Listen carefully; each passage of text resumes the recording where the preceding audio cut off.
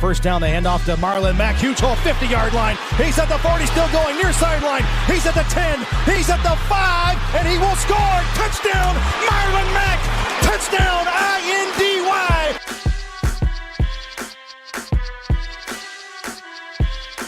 And again, it's picked off. It's Darius Leonard. Leonard with a second INT. Oh, a pick six for the Maniac. Horseshoe is back, baby.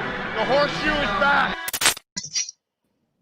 What is going on, Colts Nation? Welcome back to another episode, live stream of the Bring the Juice Colts podcast.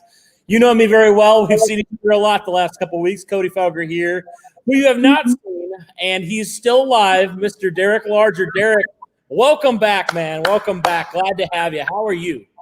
Oh, you know, man, I'm blessed to be back here. I'm super glad to be back doing this. Still not 100%. And I apologize to everyone on the live stream that I don't have my normal setup. I'm not back in my apartment just yet. Just got out of the hospital a couple days ago. So still trying to build myself back up from everything I was dealing with. But I'm good, man. I'm kicking. God's given me another chance at life. Thank goodness for that.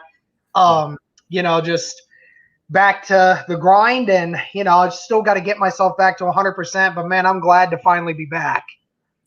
Yeah, we're certainly glad to have you back, man. I know there's been a lot of people wondering where you're at and wishing you well, and so it's certainly great that there's a little bit of a scare there, like, oh man, it's more serious than we thought, and so we're super glad that we're having you back, man, and we can kind of get our thoughts on the first 6 weeks of the season. The Colts right now 4-2. Pretty good, sitting pretty good as far as a record-wise. Have had some ups and downs so far, and it's going to be a pretty packed stream, just recapping those. Also, we have a giveaway coming up that we're going to announce as well during this stream, so there's a lot of good stuff happening.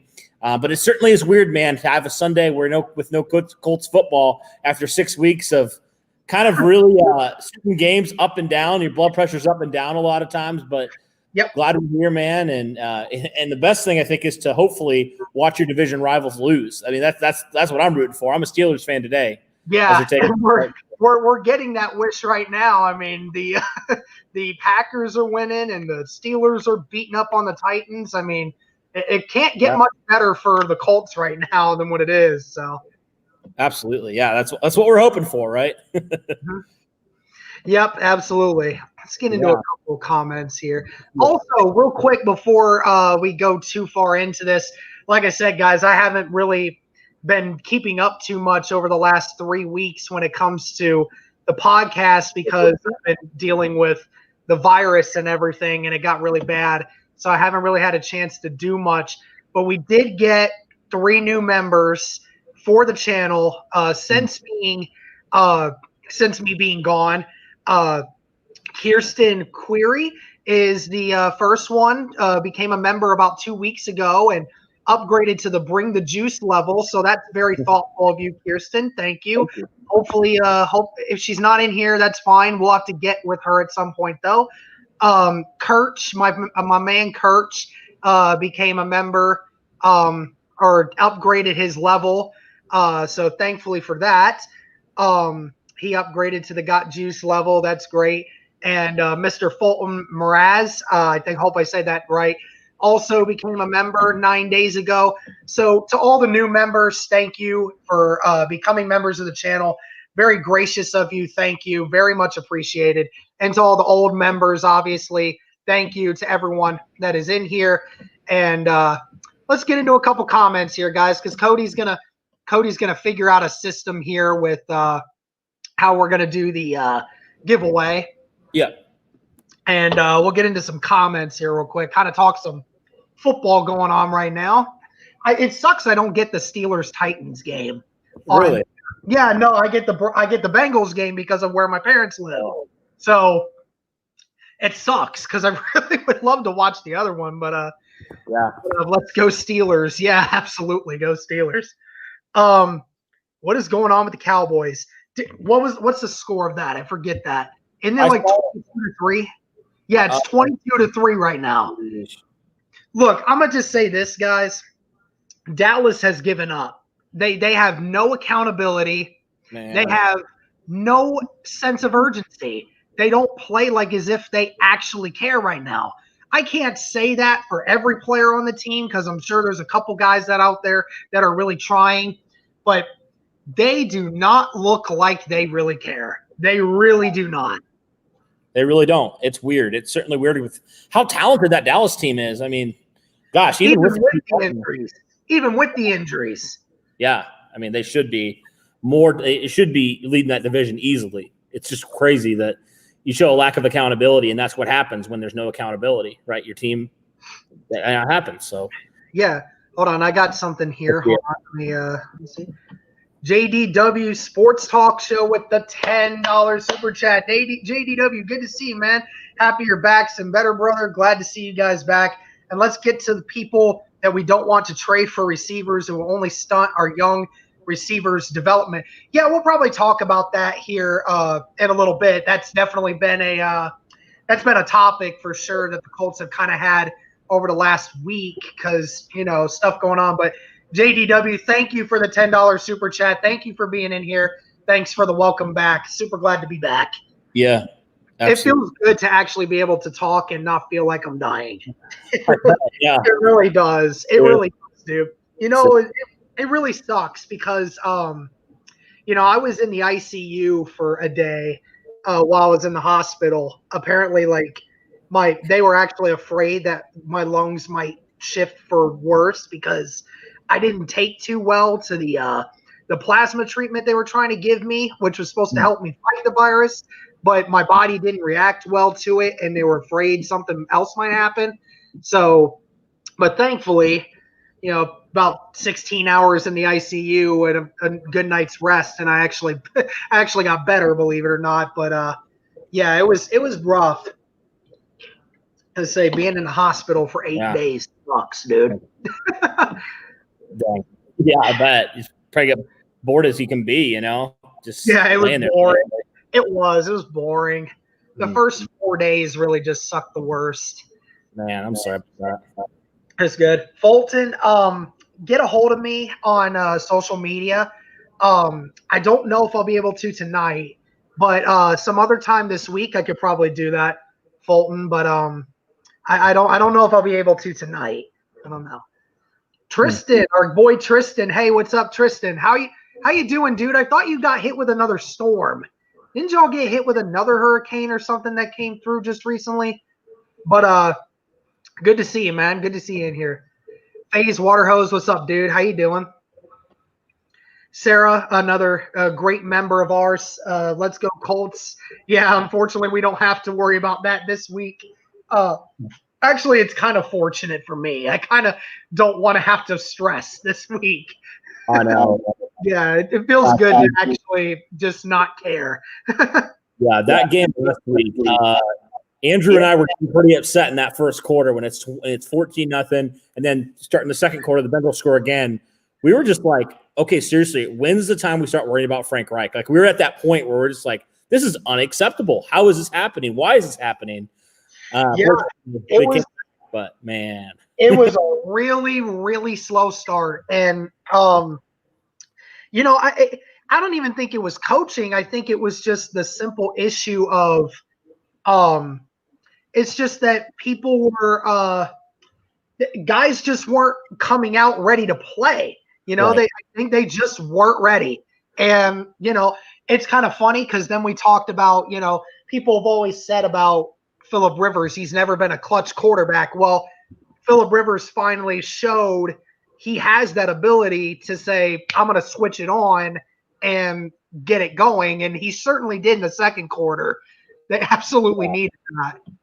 Yeah, gosh. I mean, he almost had 300 yards by the halftime. Like, he was just going crazy. Like, it was didn't he have like 235 yards in the second quarter? It was like incredible. It was. And the worst part is in the first quarter, Phillip Rivers didn't look bad either. It was just the offense just not executing. Jack Doyle fumbling the football and, just not running the football. Like it was a weird thing. Really weird. It really was. Yeah. We didn't even get into the stadium before Jack Doyle fumbled the ball. We're just like, well, that's a great start. We already given him. Yeah. I was so mad because, like, Jonathan Taylor had that great play at the beginning, and it's like, oh yeah, this is what the game is going to look like. And then all of a sudden that happened. Dude, I turned that game off after the first quarter. Really? I'm going to be honest. I turned it off. Yeah. I turned it off, and then my brother texted me because he went to the game with my dad, and I was originally supposed to go and I didn't. And he texted me and he said, okay, so the game is within like 3 points now. You can turn it back on. I'm like, oh, okay, that's great. I ended up watching the second half. So yeah, it was really rough. I was trying not to watch it because I was trying not to raise my blood pressure while I was in the hospital. Yeah. So, yeah, it was just maddening. It was like just ridiculous stuff that shouldn't happen. A lack of energy, a lack of effort for sure. Like we were, the Bengals in the first quarter, they were just running it at will, and I'm just like, man, I thought this defensive line was supposed to be upgraded. Like, what is going on? It's so weird. And fortunately, they stepped it up. DeForest Buckner brought the pressure all day. I think he had 4 quarterback hits or something like that. So he really picked it up after that. Yeah, Buckner picked it up in that second half. He finally he started getting pressure. That sack he had, he actually got held, believe it or not, on that play too, and he still got it. Like, he blew the guy out so bad, the guy had to reach with his left arm to hold him back, and he still got it. I mean,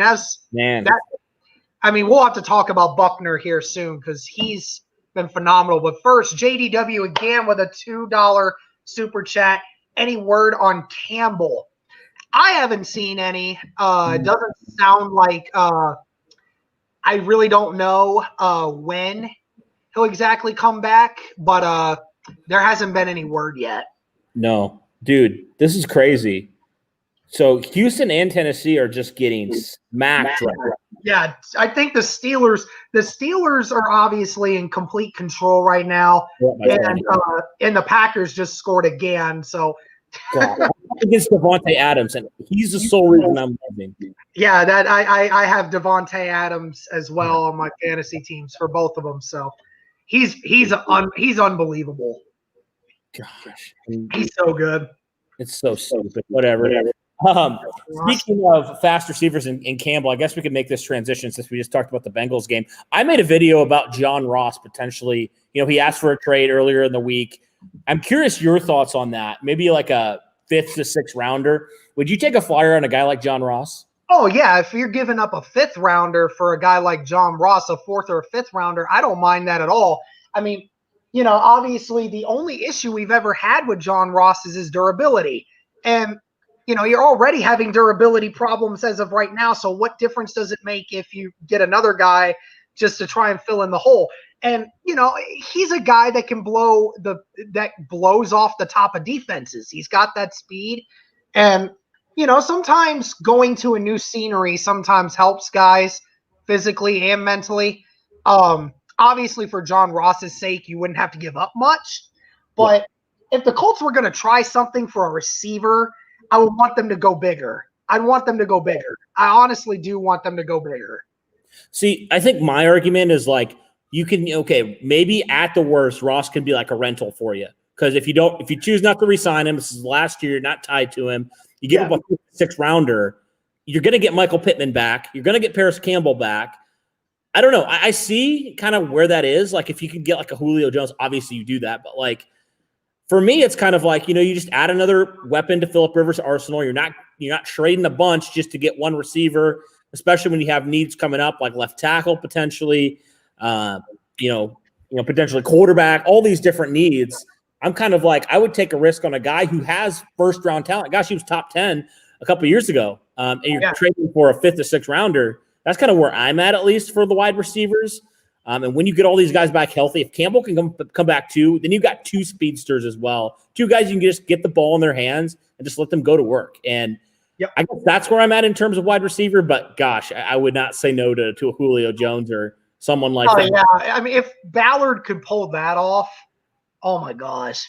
Because Julio, if you get with Julio, you're going to keep him for the long haul, and what he's capable of. I mean, that would almost be worth losing a 1st-round draft pick over. Honestly, it honestly would, because that just adds another element to this Colts offense that we haven't had in a while. to have a guy like that. So, hey, man, what's up, man? Bye weeks feel different. Yeah, they do, especially this one too. It's great that they had the bye week now because, you're going to get Darius Leonard back next week, most likely, which is great. That defense is going to get healthy. And then obviously Michael Pittman is supposed to come back next week, which is great to hear. Potentially Kamoko Toure comes back next week, potentially. But he should be back week 9 for Baltimore, which would be great. So, this bye week actually comes at a really good time, actually. It does, yeah. You mentioned those two guys. Those are key. Mo Alley-Cox comes back. He missed last week's game against the Bengals.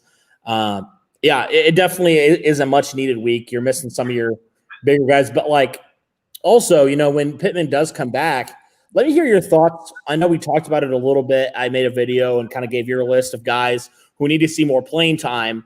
And one of my guys was Marcus Johnson. Every single time, think about it, every single time he's gotten an opportunity, whether it be injuries or whatever it is, he's come out and he's produced and he's made big plays. What are your thoughts on Marcus Johnson? And do you think he deserves more playing time like I think he does moving forward with Pittman coming back? Oh, yeah. Marcus Johnson continues to just impress.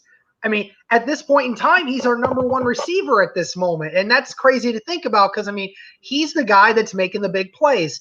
And you do need to continue to put him on the roster. They need to make him just the number one guy right now because, obviously T.Y.'s been a shell of himself all year.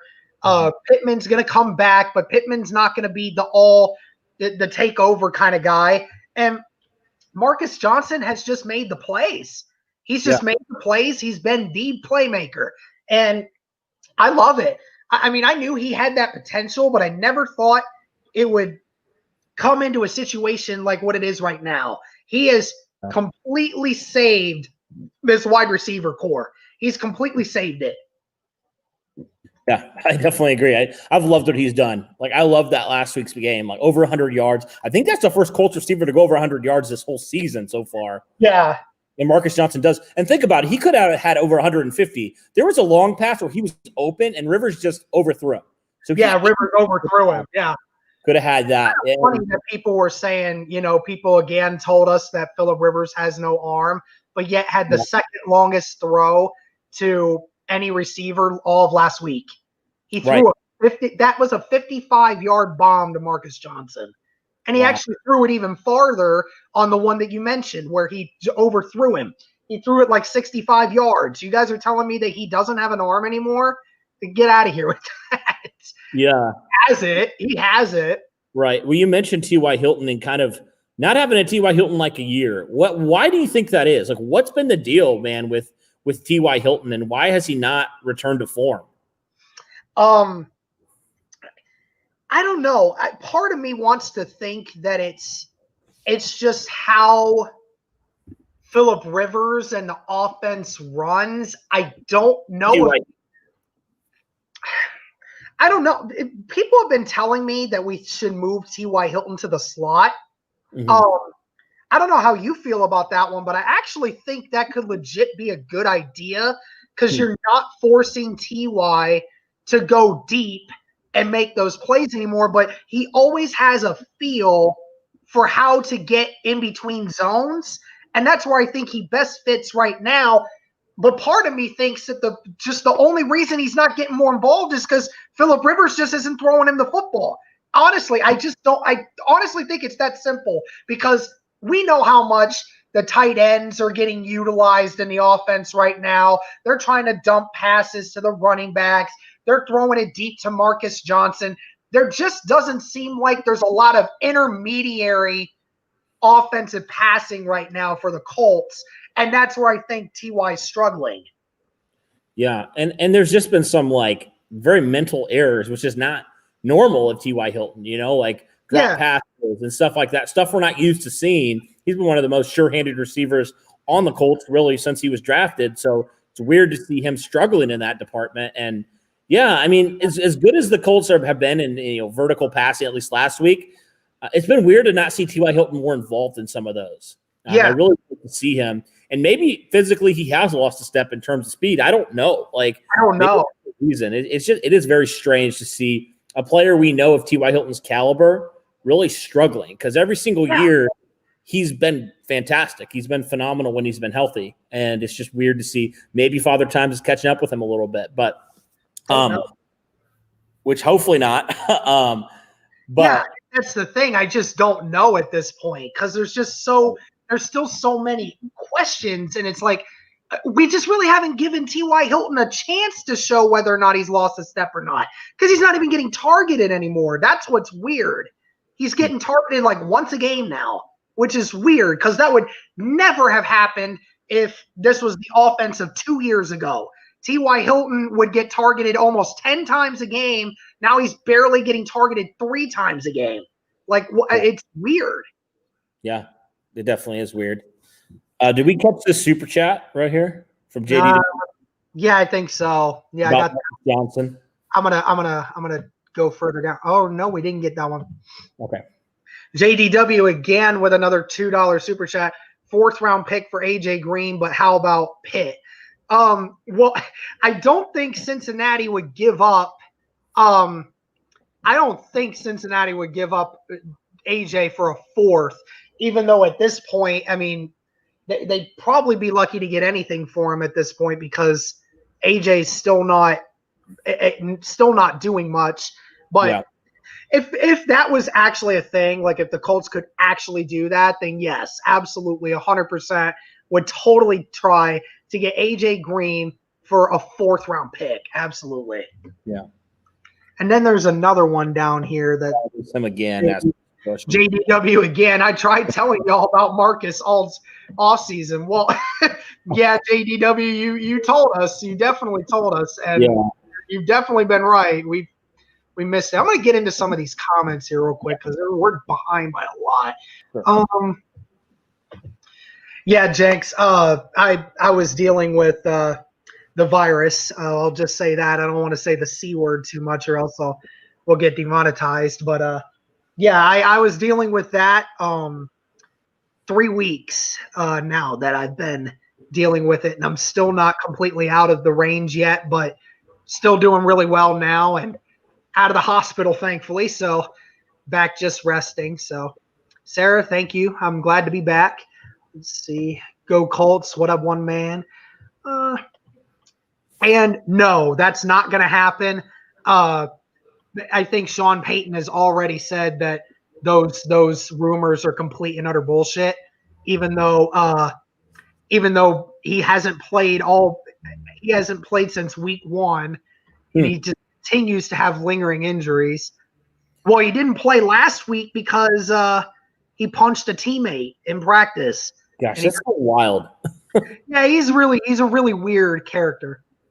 Thank you, Mr. Fulton. Glad to have you in here. Thank you. Duran, what up, dude? Matt, congrats on not dying. Thanks, I appreciate it. Pretty Rap, thank you so much, man. Glad to be back. Glad to be back here with you guys. Fresh cut, though. I haven't had a haircut in a month, bro. I don't know what you're talking about. I need to, though. Bring the dew. Yeah, I got some Mountain Dews down here in the bottom. Today. McCarthy gone. They might have to. Yeah, it could be. let me go to this here. Kelvin, what's up? Kelvin Beatty with the $5 super chat, a very loyal member to this channel. Kelvin, thank you very much. TY can't separate anymore. He looks kind of done.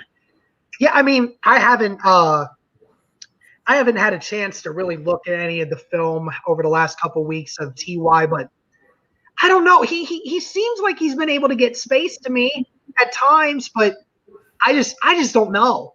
Again, It's another thing I just don't know about him right now. What's the deal with Eason? He is never active. Yeah, I think they do that on purpose for the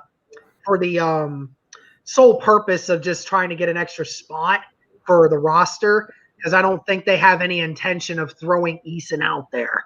Right, and you shouldn't at this point, right? Like, yeah, right. Even though they've said they felt pretty good about Eason's development and how he's picking up on the game. So. Yeah, that is something I wanted to talk about because that's certainly encouraging. I know it's early and it's like, okay, you can't really say definitively yes or no he's the franchise quarterback, obviously. But, like, that's certainly encouraging to see him learning, soaking it all up, and, Nick Sirianni being super encouraged by Jacob Eason so far. I'm really excited for him. I knew it was a fourth-round selection, but a lot of people said he was a fringe first-round, second-round talent. And to see him already soaking it up and learning from Rivers and just being a professional, and really, the preparation beforehand. He's the first one out on the field, the last one to leave type of mentality. It's great to see that. It's great to see that. Yeah, it is. It's great to see that he's picking it up. We'll have to see. We may or may not see eventually whether that translates to the field, but it is still good nonetheless to hear that he's learning. So. Dude, Andy Dalton just got carted off the field. Good gosh. I have CeeDee Lamb, so this is bad. John Bostic just threw a shoulder straight into his head when he was sliding. John Bostic. I remember that name. Yep, we remember that name. It's a former Colt. He had concrete for feet. He couldn't cover to save his life. Oh, my gosh. Watch it again. Bam, straight to the head. That is, he was ejected, which he definitely should be. Yeah, he should be. Terrible hit. Ooh, man. Oh, my gosh. Can't beat doing the wings, Duran. Yeah, you're right, dude. Dude, I had wings for the Buckeye game yesterday. Oh, my God. There's a wing place in my hometown. Best wings ever. I would put it on anyone else's wings. Really? Yep. I have never had wings outside. I've never had wings better than those. I'm telling you right now, I've never had anything better. So I don't know. Like, speaking of wings, we don't really have any great wings places around here. I mean, gotta have a great wing place around. It's got to be. It's like a hot spot. Okay. Yeah, it's like B-dubs. That's about it. Yeah, B-dubs doesn't count. Right. B-dubs don't count. It's called Wingers here in town. Okay. Their wings are just like double the size of B-dubs, and the sauce is so good. It's just more fresh, I think. I think that's the issue. Yeah. Titans are last in the league in third down percentage and red zone touchdown percentage on defense. How is that possible for a 5-0 team? Well, if you don't get many third downs, and and here's the thing too, Titans have also gotten a lot of big plays. They've been able to capitalize on big plays. That's how you kind of get away with the red zone touchdown percentage. You're just not giving up a lot of big plays, then that's the issue. But right. Glad you're doing good, bro. Thank you, Matthew. Appreciate that.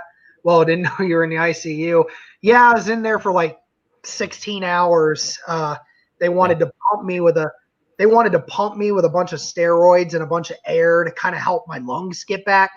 And it seemed to work because, the next day I was doing the best I had been, but it's kind of one of those things, man.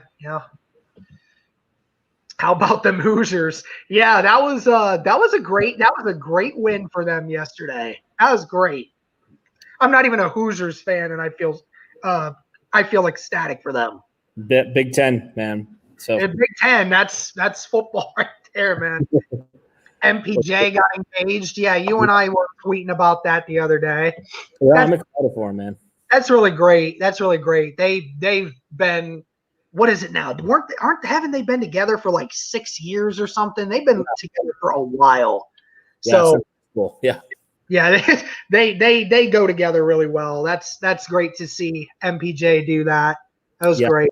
Yeah, it's been cool to like watch his videos because he's just a normal guy. Like it's crazy. I'm just like, I feel like this guy could be my friend. He's just right. He's very comfortable. He's just a normal guy, normal life too, and it's in times like these too, especially with with how crazy this year's been. You want to feel like you got somebody in your corner, and for him especially, all the crap that he's probably have to deal with this year with obviously the injury now and football. Obviously his girl's been there through all of it, and you got to be. It's good to see him do that. It's good to see him be that way. It is. Yeah. What's good, crew? Welcome back, Derek, Terrence. Thank you very much. Which players do you guys think have stood out through the first 6 games? Well, I can tell you the 2 players that – here's the 4 players, and all of them are on the defense, all of them. Xavier Rhodes has been the 3rd best coverage corner in all of football through the first 6 weeks of the season. Julian Blackmon. If it wasn't for Chase Young, Julian Blackmon would probably be in the running right now, number 1 for Defensive Rookie of the Year. He actually still has a chance, too, at that. That's the funny part. And then Grover Stewart is another one for me. He doesn't have the stats, but he's been so helpful. And obviously DeForest Buckner. DeForest Buckner is top 5 and the 4 most important stats that a defensive lineman can have. So that is exactly what we wanted. And it shows you if this offense picks up and they do what they need to do, this defense is going to do enough to keep you in games. The offense just has to pick it up. Yeah, I'll throw out a couple different names on defense as well. You already mentioned Buckner, and you also mentioned Grover Stewart. How about Taekwon Lewis? I thought he's played really well. Had his best game on Sunday. Had a half a sack. I think that technically he was in on one of those sacks. He also had a couple nice tackles for loss.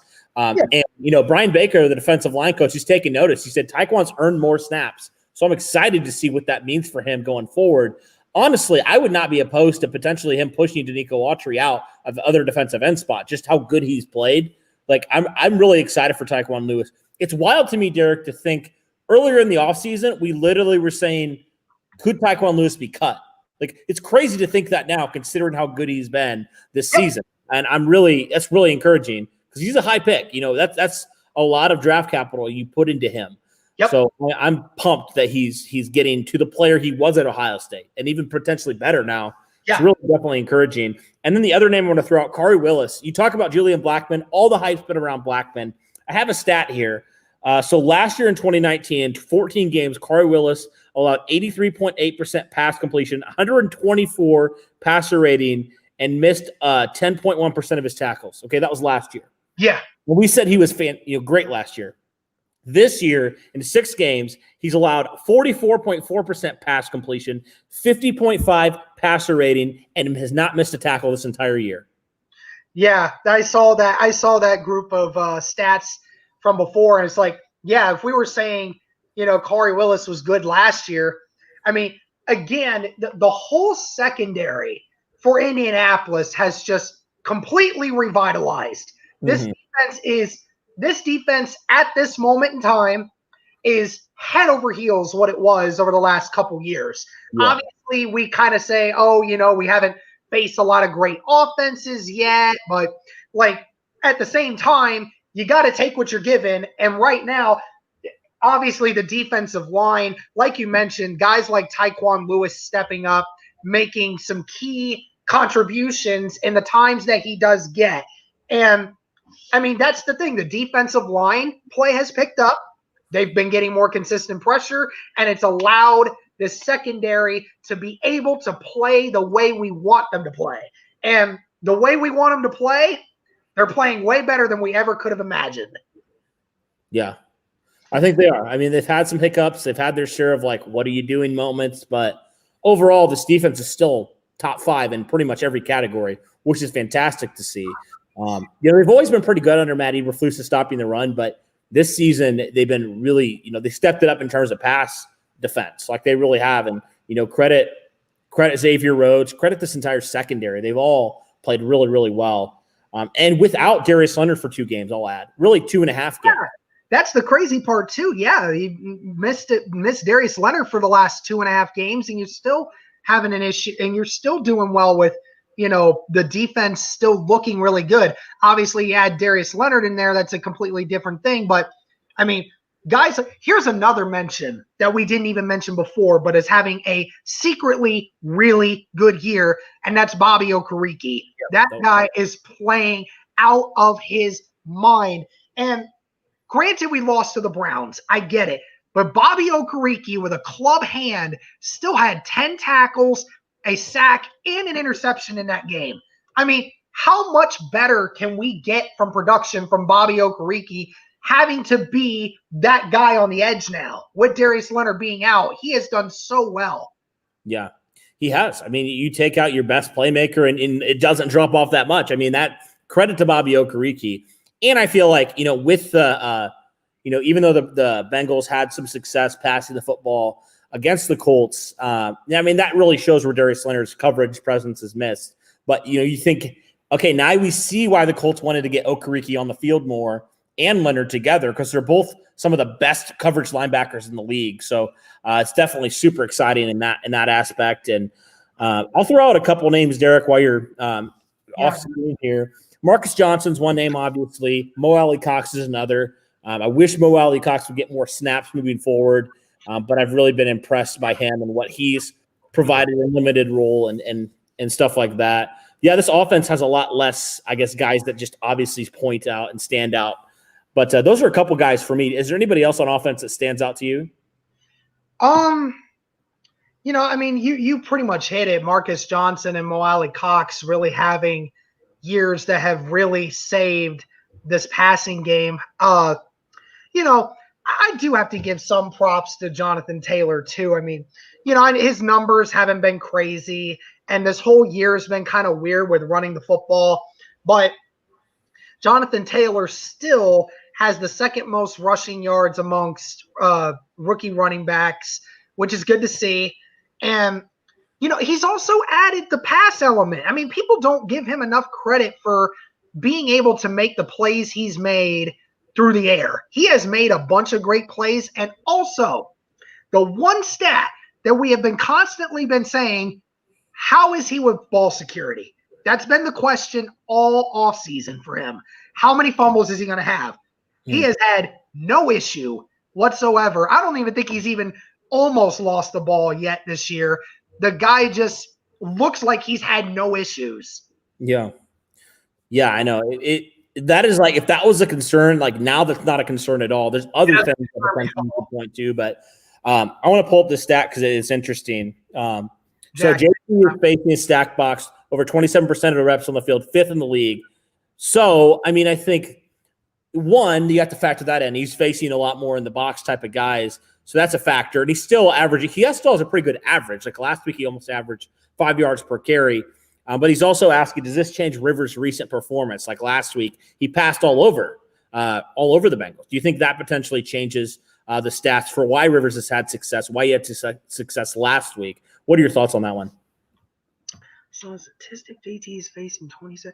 Yeah, I was gonna say they were definitely wondering. They kept saying that he's faced so many loaded boxes, which I wish we would have expected that because the Colts have always prided themselves on saying we're going to run the football, and of course teams are gonna say, oh, well we're gonna make Phillip Rivers throw the football because they'd rather try to have Rivers beat us than have the Colts beat us through running the football. So I understand it. Honestly, I think it's kind of encouraging to see that JT's still getting numbers despite the fact that he's having all these loaded boxes because, I mean, JT's used to that. Even with Wisconsin, he faced so many 6, 7, 8-man boxes. It was actually ridiculous, and he still averaged 5 yards a carry in those. So he's not oblivious to it. He knows how it works. Right. But I think the offense is gonna figure it out. It's still a work in progress. It's still new for Jonathan Taylor, but it is also good for them to have the additional bye week to help now that they could still get, Jonathan Taylor to go to that even more elite level. But I like what I'm seeing. I think Jonathan Taylor's vision is getting better. Secretly, week by week, I'm seeing a few runs where he's really starting to figure it out. I just don't think he's had enough opportunities yet. And That's something we're going to have to just wait and see. Mm-hmm. Yeah, I'm excited for him for sure. I just want to see that performance that just is like, wow. You don't want to see him break a 70-yard run because we know he has the speed, we know he has the size, and I want to see those factor in and him just to have one of those performances we know he can have. And I want the Colts to go back to just running the ball a little bit better. Like they just need to. It's been it helps with the system. You know, you don't want Phillip Rivers to have to throw for 350 yards like he did last week. You don't want him to have to do that. Sorry, guys, if we missed some of these comments. We're just kind of going on tangents.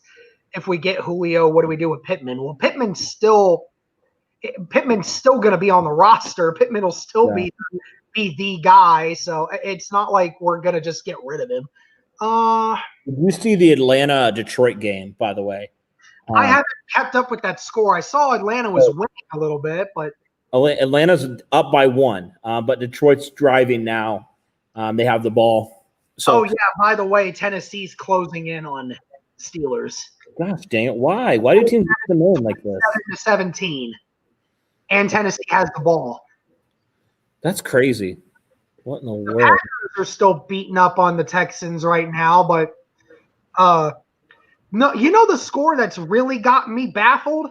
Is that the Jets are within 2 points of the Bills right now. Really? Yeah, the Bills are barely hanging on. Okay, what is going on with the Bills? That's crazy. Kelvin saying trade Ty. Yeah, that might be something. I don't know. I mean, that's something we'll have to talk about later. Yeah, I mean, gosh, I'm not re-signing him at this point. Are you? At this moment in time, no. I mean, not right now. I mean, you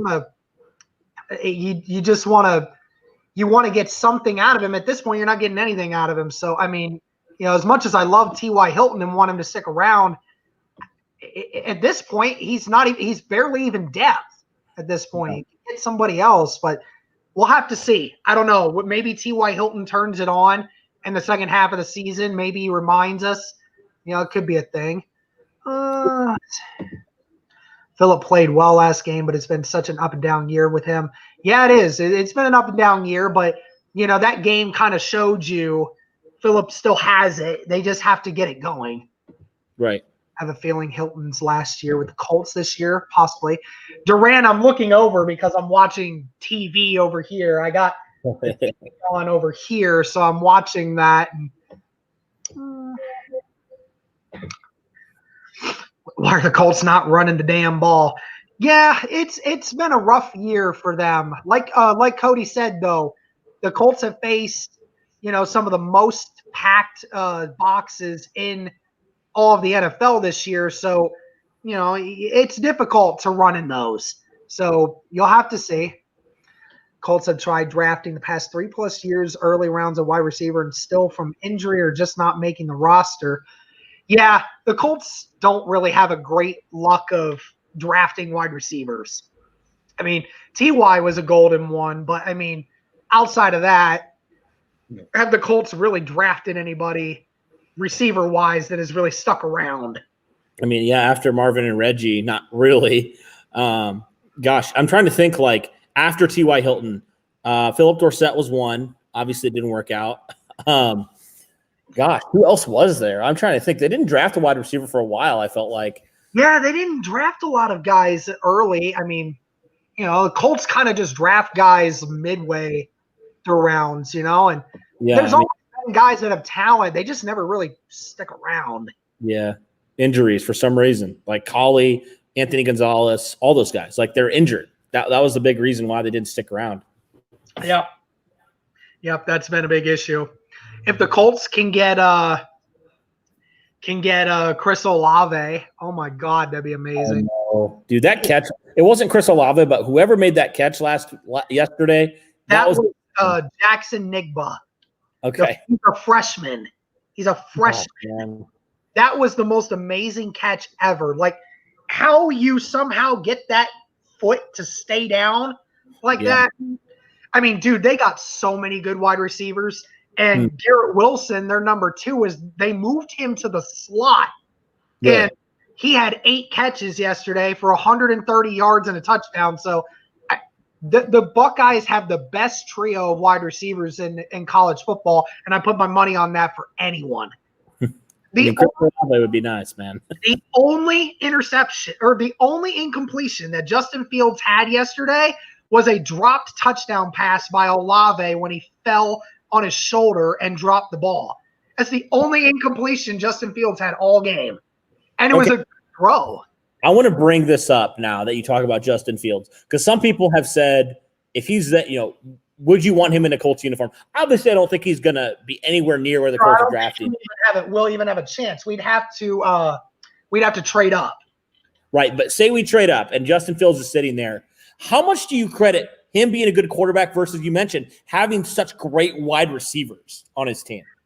Obviously, that helps. Obviously, having some good guys. But what I love about Justin Fields is he's so poised. And I get that, his receivers are really good. Chris Olave is one of the best route-running wide receivers I've ever seen. Olave, just every time you see him catch a ball, he seems to always have 5 or 10 yards of separation. He just seems to have that. But there was a throw yesterday where Garrett Wilson was falling to the ground, and the ball was so perfectly placed that Garrett, even as he's falling, the ball is still right here, right in his face. It's like Justin has good pocket presence. Obviously, he's still kind of dealing with that because he's a gunslinger. But, dude, his deep ball accuracy, it's unbelievable. He's a great mobile quarterback. He has the ability to run, and he just looks poised. He does. And I am absolutely baffled to anyone that'll tell me why he's not a top 3 quarterback in this list. If you do not have him top 3, I completely discredit any argument that you have for saying this guy's not a top 3 quarterback this year. For me personally, it's Trevor Lawrence, obviously, number 1. Everyone knows this. But Justin Fields, to me, is the clear number 2. Clear number 2. Because he fits the mold of what the NFL's trying to go with right now. And he went 20 of 21 yesterday. He had 3 touchdowns. He had 350 yards. He looked so good yesterday on a time when Ohio State couldn't even run the ball yesterday. He was their leading rusher, and he still looked really good. I mean, I don't understand why people are hating on him. I get it's because he's Ohio State quarterback. I get it now. Yeah. Ohio State quarterbacks just never really seem to do much in the NFL. I mean, that's the same way with Notre Dame quarterbacks for a while there, like Brady Quinn. I'm blanking, but all those types of quarterbacks. You're like, oh, maybe he's good, and they never are. So, yeah, and it's been that way. But the only difference is if Haskins had stayed for another year, that would have been great for him for development reasons. Justin Fields is there. He's there. Bro, he had 51 touchdowns last year. 51. He was putting up numbers that no Big Ten quarterback's ever seen before. Yeah. I mean, give the man some credit. Give the man some credit. Let's keep rolling here. We got a lot of comments to get to. A lot of people asking me about wing spots now. That's funny. Thank you to the 40 of you that are in here chilling with us. Thank you very much. I know it's not I know it's not much of a live stream talk about, stuff here, but it's more of just a remind you guys I'm still here. We're still going to stream. We're just trying to just get back to normalcy again. Yeah. No doubt. It's definitely been weird the last couple weeks. It's been weird last couple weeks. It sucks. It really sucked not being able to have the chance to come on here, and it's a blessing to be able to come back. Yes, sir. How do you guys think Michael Pittman will do when he comes back? I have a feeling he's going to pop off. I mean, Pittman was doing better week by week before he went down. So, I mean, who's to say he doesn't continue? Honestly, I think he will. Yeah. Dang. Okay. Wow. Tennessee's only down by 4 now. They're going to kick the extra point, but. Oh, did they get a touchdown? Yeah, they got another one. Gosh, man. They're saying that Andy Dalton might actually be like severely hurt. Really? Yeah. God, dude. My friend texted me saying literally looked like he broke his neck. Jeez. That's Yeah, still Steelers are letting this go, dude. Tennessee's coming back. Really? Yeah, they're only down by 3, and there's still 10.5 minutes in the fourth. Come on, Pittsburgh. It's so ridiculous. All right, let's keep going here. We'll talk about quarterback situation. So as it stands right now, would you re-sign Rivers? It's kind of funny. I really don't know how to answer that at this point. It's kind of like, I really don't know at this point because it's only been 6 weeks, and I don't really know. I have to see the full season to kind of understand, because he could look different in the 6 weeks versus, what does he look like going forward? Right. I get that. Here's one that JDW and I can agree with, and I think it's something that kind of speaks to you. How about Mark Lewinsky? Lewinsky's been playing extremely well. It's kind of funny, Cody, that I know statistically he probably hasn't been, but from the eye test perspective, for me personally, he looks like he's been the best offensive lineman on this team so far this year. Besides Quentin Nelson. Quentin Nelson's had his plays, and he's been really good, but outside of that, Lewinsky's looked like the best offensive lineman on the field. Honestly. Interesting. He's been so much better this year. Well, I think it's just also a product of just the quarterback not holding on to the ball for insanely long amounts of time, Yeah, maybe that's also helping. I mean, that's true because, how many times has Rivers been sacked so far this year? 5? Yeah, so I saw the stat. So Phillip Rivers in 6 games has been sacked less times than Alex Smith in his debut with Washington. Yeah, I did see that. That was crazy. To think in 6 games, guys, the Colts have given up less sacks than Alex Smith did in a game. And you think about that one sack on Jacoby Brissett. That was just a stupid play, like a busted play kind of thing. Yeah. So the funny thing is, too, I feel bad for Joe Burrow. You know how many times Joe Burrow's been sacked this year? 26 times. But, dude, in 7 games, currently the one that we're watching right now, he was sacked more times.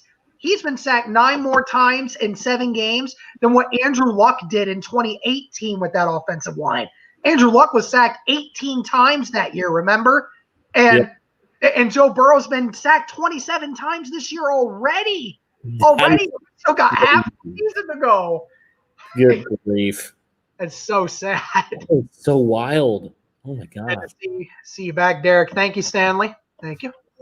We need Leonard to get back. Yeah, Leonard will be back here soon. He'll be back this next week, should be. Let's see. Colts not going to have much cap in the near future because of all the must signs on the team. Yeah, a lot of the young talent's going to have to get signed over the next couple years, and the Colts are going to have to make some moves. They're going to have to depart from some guys. That'll lead for some good conversation. We're certainly going to have a lot of talk about predicting who's gonna stay on this team. So yeah. But if the good news is if the Colts do decide to not keep Rivers and not keep Brissett, that knocks out a lot of that cap. That's true. That's definitely true, which I think would be smart. I really do. Big shout out to special teams as well. Sanchez and Blankenship have been great. Glasgow and Rogers also added a new dimension. That's totally true. Blankenship has been phenomenal this year. You and I were talking about it the other day. He leads the NFL in points.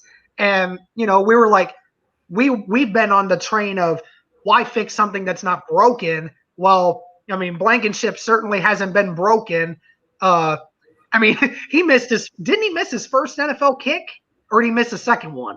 He missed 2. I think he's missed 2 all year. He's missed 2 all year. He missed 1 in the opening game, and since then he's only missed 1. So, and both of those hit the uprights. Yeah, they haven't been wild Vinatieri. Blankenship's been great. He's done everything they've asked him to. Obviously, Sanchez with the punts. He's obviously been a really good punter. Yeah. And like he says, Glasgow's made some really good special teams plays, and Rodgers with that. Obviously, I think he's number 1 in the NFL in yards per return on kick returns. So again, it's like you said, we preach it all the time. The Colts preach it all the time. Special teams, it plays a lot, and it's great that we're still getting that contribution from those guys. Absolutely. Hold on a second. I'm seeing something here. JDW with another $5 super chat. I'm going to head out, fellas. Happy all is well. Take care, Colts fam. JDW, thank you very much, man. Thank you for being in here, by the way.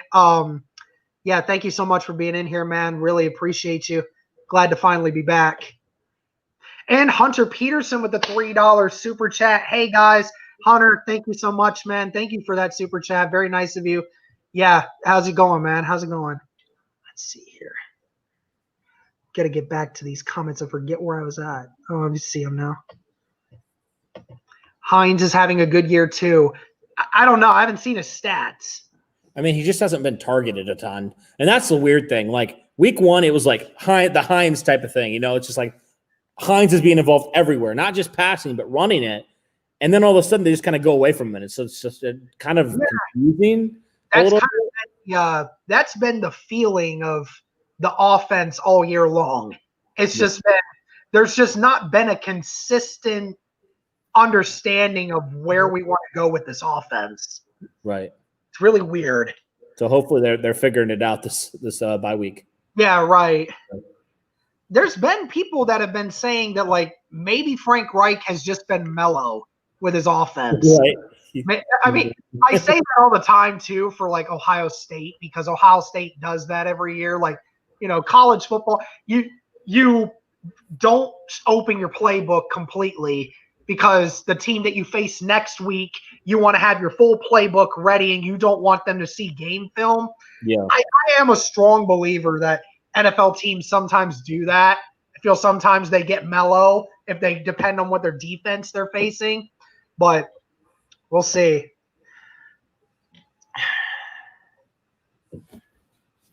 Yeah, I guess Hines is leading the Colts in receiving yards. But, I mean, which is great. Like, that's good. But, like, I feel like he still should be targeted more, in my opinion. But it's good to see him getting more involved in the passing attack. T.Y. is a slot receiver more than anything. If we get Julio, now we have a 3-receiver threat and 2 deep balls and a middle guy. Again, that's what I'm saying. I think that we should move T.Y. to the slot, to be honest. Yeah. I know people are saying, he can't get as much separation anymore, but he feels the zone so well. That's why I want him in the slot because you have him roam, and then he just makes catches. He makes those catches in the middle. Yep. Let's see here. Justin, thank you very much. Glad to be back. T.Y. is the only good thing from the Gregson era. Well, that's still on the team. I mean, Andrew Luck was the one. That's the only thing that we can give any kind of credit. Well, then again, we also got Ryan Kelly out of Gregson's era too. But yeah, very far in, but few between. Yeah. We got a couple guys there, but one's not on the team, not in the league anymore. The other one might be on his way out. Obviously, Ryan Kelly, we know how he is. Obviously, he's one of the best. Olave looks like a rookie Devontae Adams. Yes, he does. And that's a scary thing to hear because I think Olave is a first-round talent. I don't think anyone goes without getting him this year.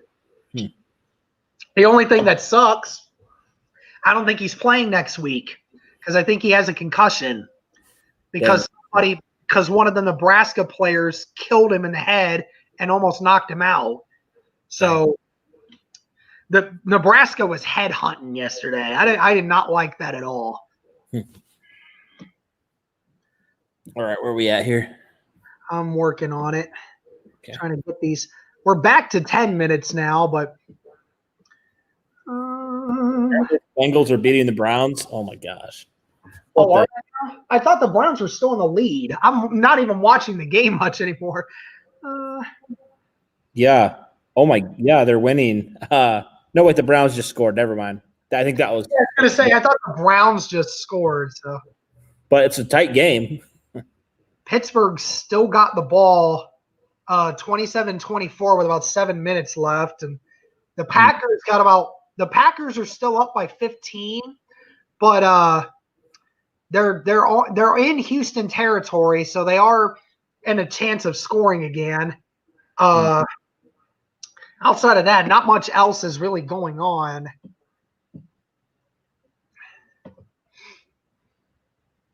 Rivers' problem is consistency. He has great games, then he has really bad ones. We need consistency moving forward. Yeah, that's going to be the thing, is whether or not he actually is going to be consistent. You're right. Certain games, he just doesn't look like himself. But, I mean, for me personally, I mean, obviously the worst game he had was against the Browns, right? He had those two. He looked better in the Bears game, believe it or not, than against the Browns, which is weird because, I mean, he didn't make any mistakes. That was what was okay with the Bears game, because we knew Bears defense is elite. They're going to make plays. We expected him to kind of have a drop off, but obviously the Browns game, that was a bunch of really bad plays. But outside of that, he's not been bad all year. I mean, that's the crazy part. He's not been amazing, but he's not been bad. Right. And, I would rather have a quarterback that's pushing the ball down the field. I can live with the interceptions because at least your offense is getting a chance, as opposed to a quarterback like last year who's afraid to throw the ball down the field. I will take it all day long. That's what guys like Zach Hicks and all these other guys have been saying about Jacoby Brissett. You can live with the guy that makes a couple mistakes, but what that does is it frees the offense up to make more plays. If you get stationary and you don't extend the field, then it's just not going to work. And that's why we keep saying that Jacoby Brissett hype is just not there. No. Joey Burrito is dead. That's why we freaking paid $25 million for a quarterback. That's not the answer. Let's just be real. He's not. Do you think there's a chance we trade for Stafford, and what would he cost? Absolutely not. There's no way Detroit would want to get rid of him. Stafford looks good this year, so they don't want to give up on him. No way. Yeah. He would cost a lot, though. I mean, he's going to probably cost you near $30 million. I mean, that's probably what he would. How would you rate Jacob Eason's arm strength and deep ball accuracy from what everyone has seen? Well, the arm strength is second to none. I mean, there's very few. I mean, there is very few quarterbacks that can sling it like Jacob Eason. I think outside of Patrick Mahomes and Josh Allen, I honestly don't think there's another quarterback that could throw it farther than Jacob Eason. But the accuracy is the other part, right? That's the problem with Josh Allen. Ultimately, that's what separates him from being a really good quarterback to a great quarterback, is he doesn't have that touch. He doesn't have that much of the touch. He has the arm to throw it 70 yards down the field, let the guy go get it, but he just doesn't have that touch. That's where Aaron Rodgers kind of comes into play. That's why everybody liked Aaron Rodgers, because Aaron Rodgers can throw it deep, but he has that touch. He knows how to drop it into the receiver. That's what still remains to be seen from Jacob Eason. Yeah, right. Yeah, I agree. And, he's been working on his footwork, which is a big question mark for him, too, coming out. So it's good to see him working on his weaknesses, that's for sure. But, yeah, arm rate second to none, but accuracy, obviously, only if you have it. That's truly elite. And that's one of the things we're just going to have to wait and see. We just have to wait and see if that works. I think Rivers will hold up but retire at the end of the season. Jacoby will release at the end of the season. Eason will be the only QB on the roster before the draft. I honestly could probably agree with that, to be honest. Yeah, I mean, having both those guys off, I could see it. Hypothetically, if we get a chance to pick up Aaron Rodgers or Jordan Love, do we take it, but we must give up a first-round pick? Do you still do it? Absolutely not. I'm absolutely not giving up a first-round draft pick for either one of them right now, to be honest. First off, Aaron Rodgers ain't going anywhere. Even if he decides to go somewhere, I don't know if I'd want to invest a first-round draft pick in a 36-year-old quarterback. I know Aaron Rodgers is great, but he'd only stick around for a year or two. It's not. I just don't think he would do that.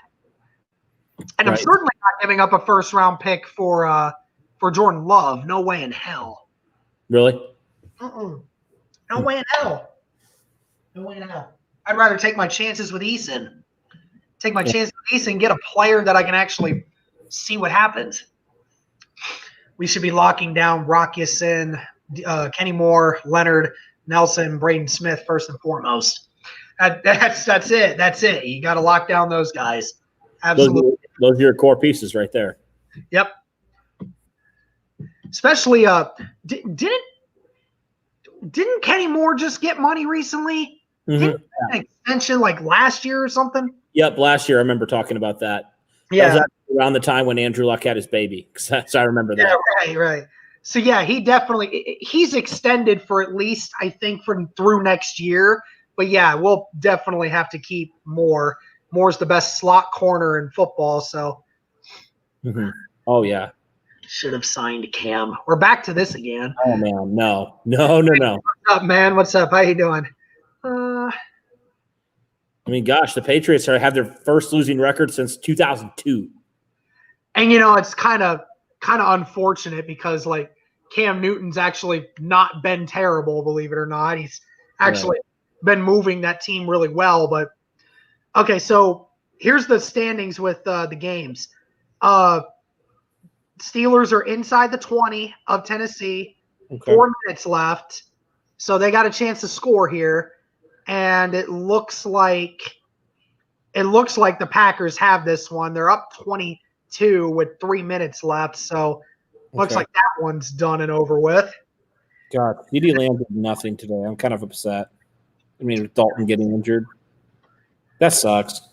Just got here, boys. How we doing? Nathan, what's up, man? Glad to have you in here. Better late than never, right? And yeah, I'm doing good.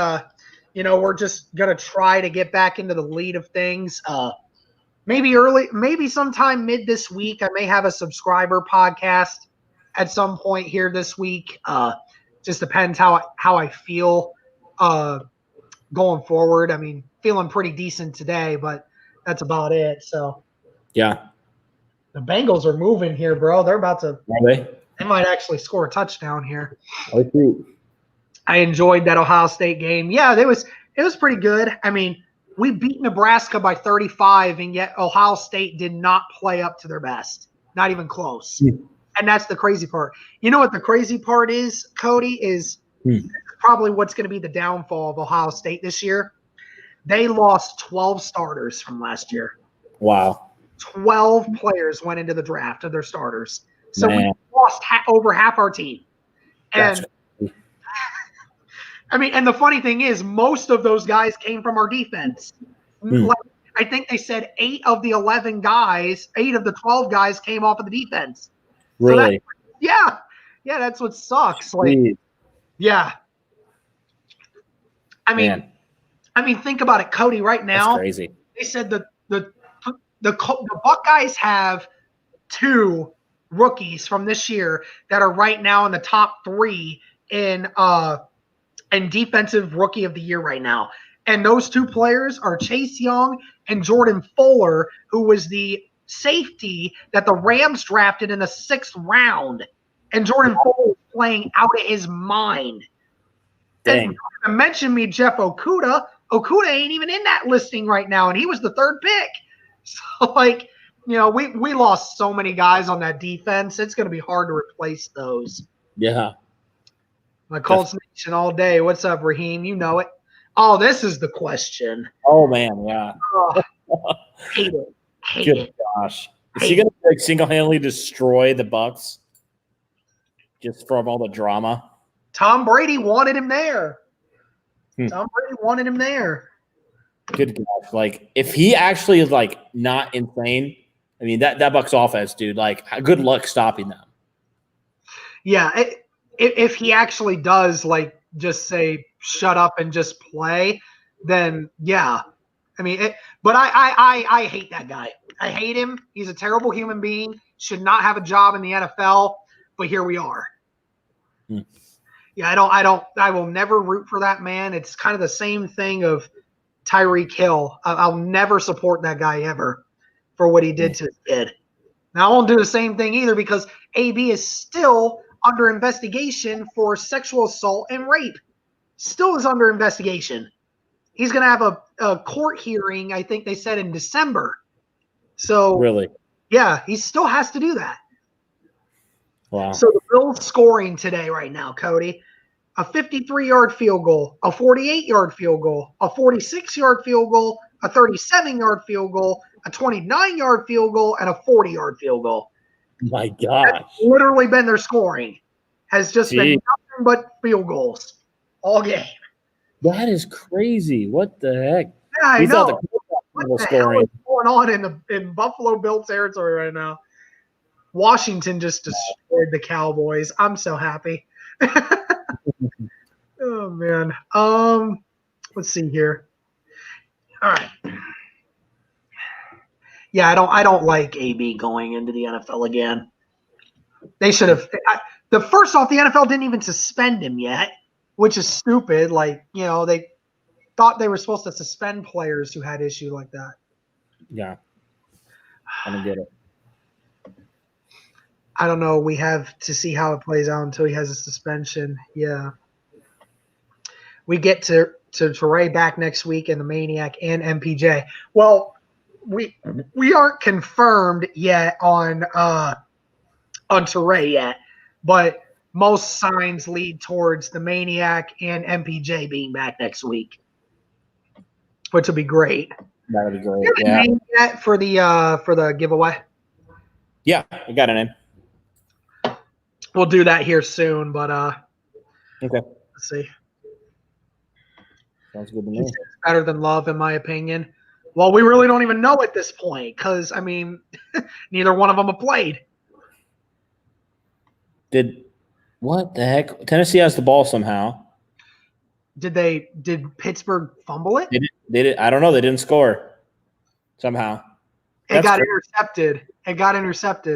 Gosh, Pittsburgh, what are you freaking doing? That's so dumb. Damn it. Tennessee's about to do it.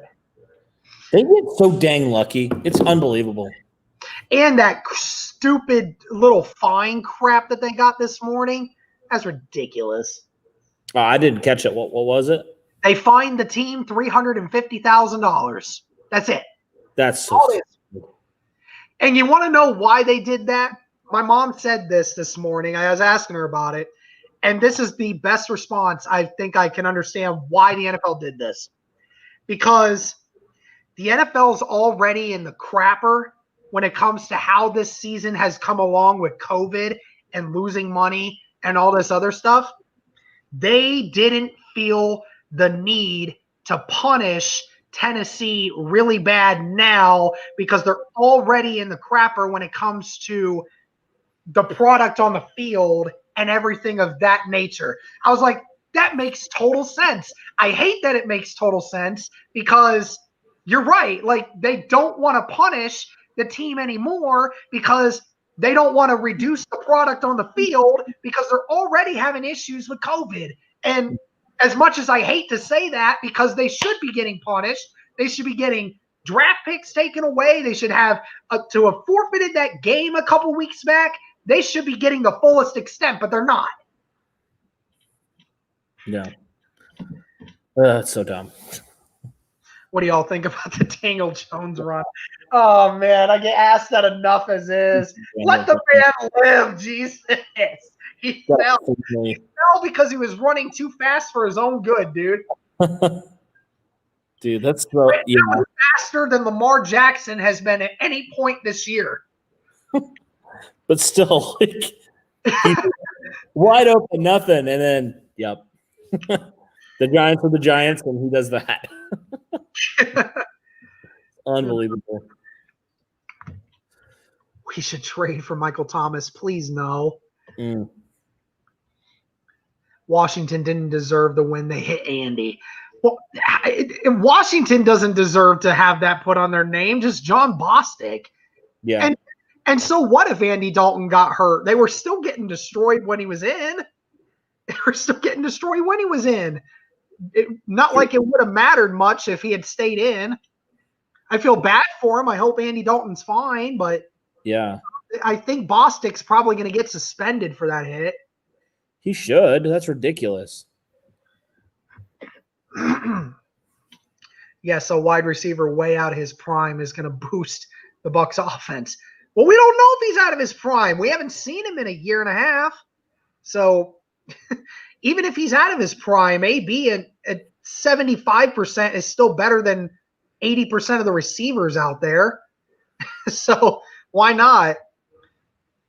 Hey, I'm okay with the Colts going to get Scotty Miller. Yeah. I'm okay with him. I like him too because he's a Bowling Green Falcon. It's kind of why, yeah, he's been that speedy guy. He's been their John Ross, their version of the John Ross, the guy that can take the top off the defense, and Brady's actually been able to utilize him, which is great. Are they trying to get rid of him? They might. They got so many wide receivers on that roster at this point that, I mean, they could do away with a couple options. Yeah, they got so many weapons. It's crazy. What up, Bandit? How you doing, man? All right, you wanna get that name so we can just announce it, and then we can announce that name and we can get it organized on who's gonna get it. Yep, let me pull it up here. There's a really nice lamp, guys, and don't worry, we will have more giveaways. Believe me, we do that all the time. We're definitely gonna have more giveaways in the future. Mm-hmm. Bills ended up winning 18-10. It was ugly, but they won. Bengals are now up. They just scored a touchdown, so they're up by 3 with a minute. The Packers just got a fumble recovery, and it looks like they're going to finish out with a win. Okay. Detroit's still fighting, but Falcons are still up. Okay. Obviously, Washington destroyed the Cowboys. Yep. I'm telling you, dude, Joe Burrow is going to be a stud in this league. Yep. And it looks like Detroit's probably going to lose to Atlanta. Probably. So that's interesting news in the Colts land, because obviously they're traveling to Detroit next week. Right. Okay. Interesting. So I'm just keeping my eye on, obviously, that Tennessee game. Yeah, I'm keeping an eye on it. They're in a position. They're at the 44-yard line with about a minute and a half. Yeah. Okay. That'll be interesting. But, yeah, I have that name whenever we want to go for it. Yeah, sure. Go ahead. All righty. So here we go. Colts 3D light. All right, nice. I really wanted that. You don't know how many people have texted me or messaged me like, "Can you rig this?" Because I really want that layup. I even have my own brother telling me that he wants that rigged so he can have that. We might have to give away multiple ones of those because a lot of people seem to really like that. Yeah, I mean it wasn't very expensive and it looks really awesome. We might just give away more of those, to be honest, guys. Yeah. Found it at Walmart and I was like, that'd be a sweet thing for a giveaway. Yeah, I have another helmet thing that I want to give away too. If I can just get a signature of it for somebody, then that'll be one for later. But yeah, definitely. I'll have to figure that out later. But go ahead with the name when you want to. All righty. So the winner of the neon logo desk lamp is Evan Burke from Twitter at Evan_Burke32. So, Evan, if you're in this stream, congratulations, man. If you see this later, congratulations. We'll be reaching out to you, DMing you, getting your info, making sure we get this sent your way. So, awesome. Yeah. Evan Burke with the winner. Thank you, man. Thanks for entering the giveaway. Being the freaking juice. Hey, Culture, thanks, man. And I love that. I love that avatar, too. Yeah, that's bringing some freaking juice. Freaking Gohan versus Cell. I love it. I always loved that episode. I always get hyped to that. I do. That's one of the few times in Dragon Ball Z that got people like actually hyped up. Dragon Ball Super does more for that now, but that was one of the best moments ever. Yeah. I never got into it, unfortunately, but it was funny because Joel Embiid was caught watching Dragon Ball Z before a game once a couple years ago. Oh, In a really? playoff game, everyone's like, "Oh, he had the." It wasn't even like anything fun either. It was just watching Dragon Ball Z. It's like, why are you just watching that? You need to watch like an actual episode that'll actually hype you up. You can't. It's like worth it if you're just watching. Okay, so Tannehill just had an intentional grounding. Oh, yeah. There's still a minute left, 40 seconds left, and it's 3rd down and 13 at the Pittsburgh 28. Okay. Oh, by the way, Detroit's still driving, and they're down like in the red zone. So shoot. Who is? Detroit is now. Oh, wow. I told you that game's not over yet, dude. Detroit's got a chance. Yeah, they're inside the 10-yard line. There's a play that's under review, but Yep. if that play stands, they're inside the 10-yard line with 19 seconds. They got a shot. This is crazy. There's some good football right here right now. Okay, so it's 4th and 13. I'm going to pull this game up. Hold up. Okay. I'm going to pull this game up because I really want to see. I can get it on this. I'll just turn the volume off. Hold on. Can you show it on the stream?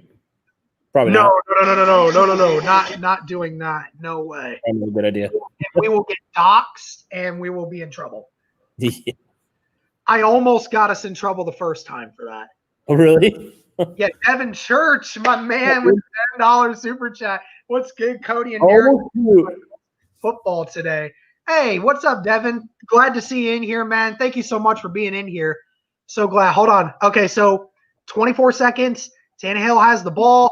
He's throwing. He throws it deep. Overthrown.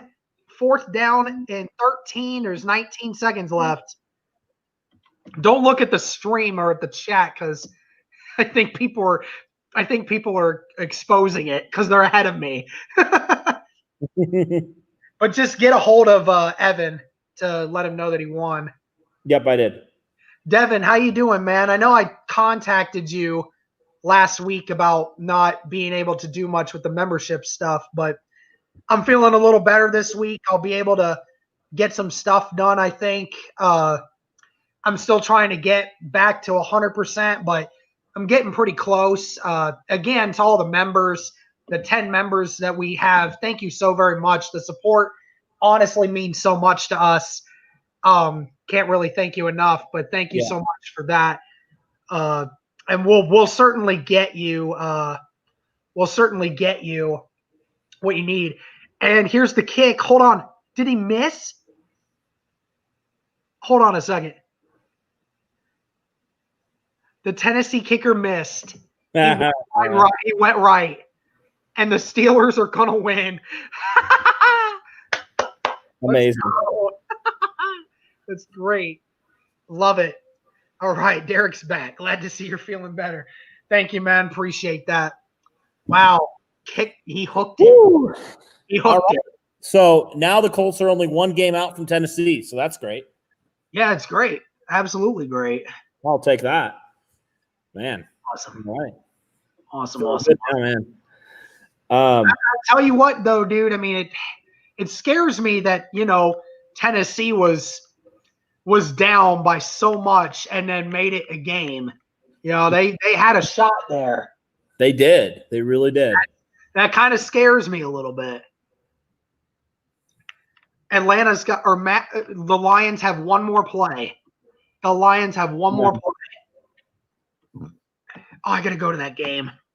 By the way, for the 40-ish of you in here, thanks for tuning in. Be sure to hit the like, subscribe button if you haven't yet.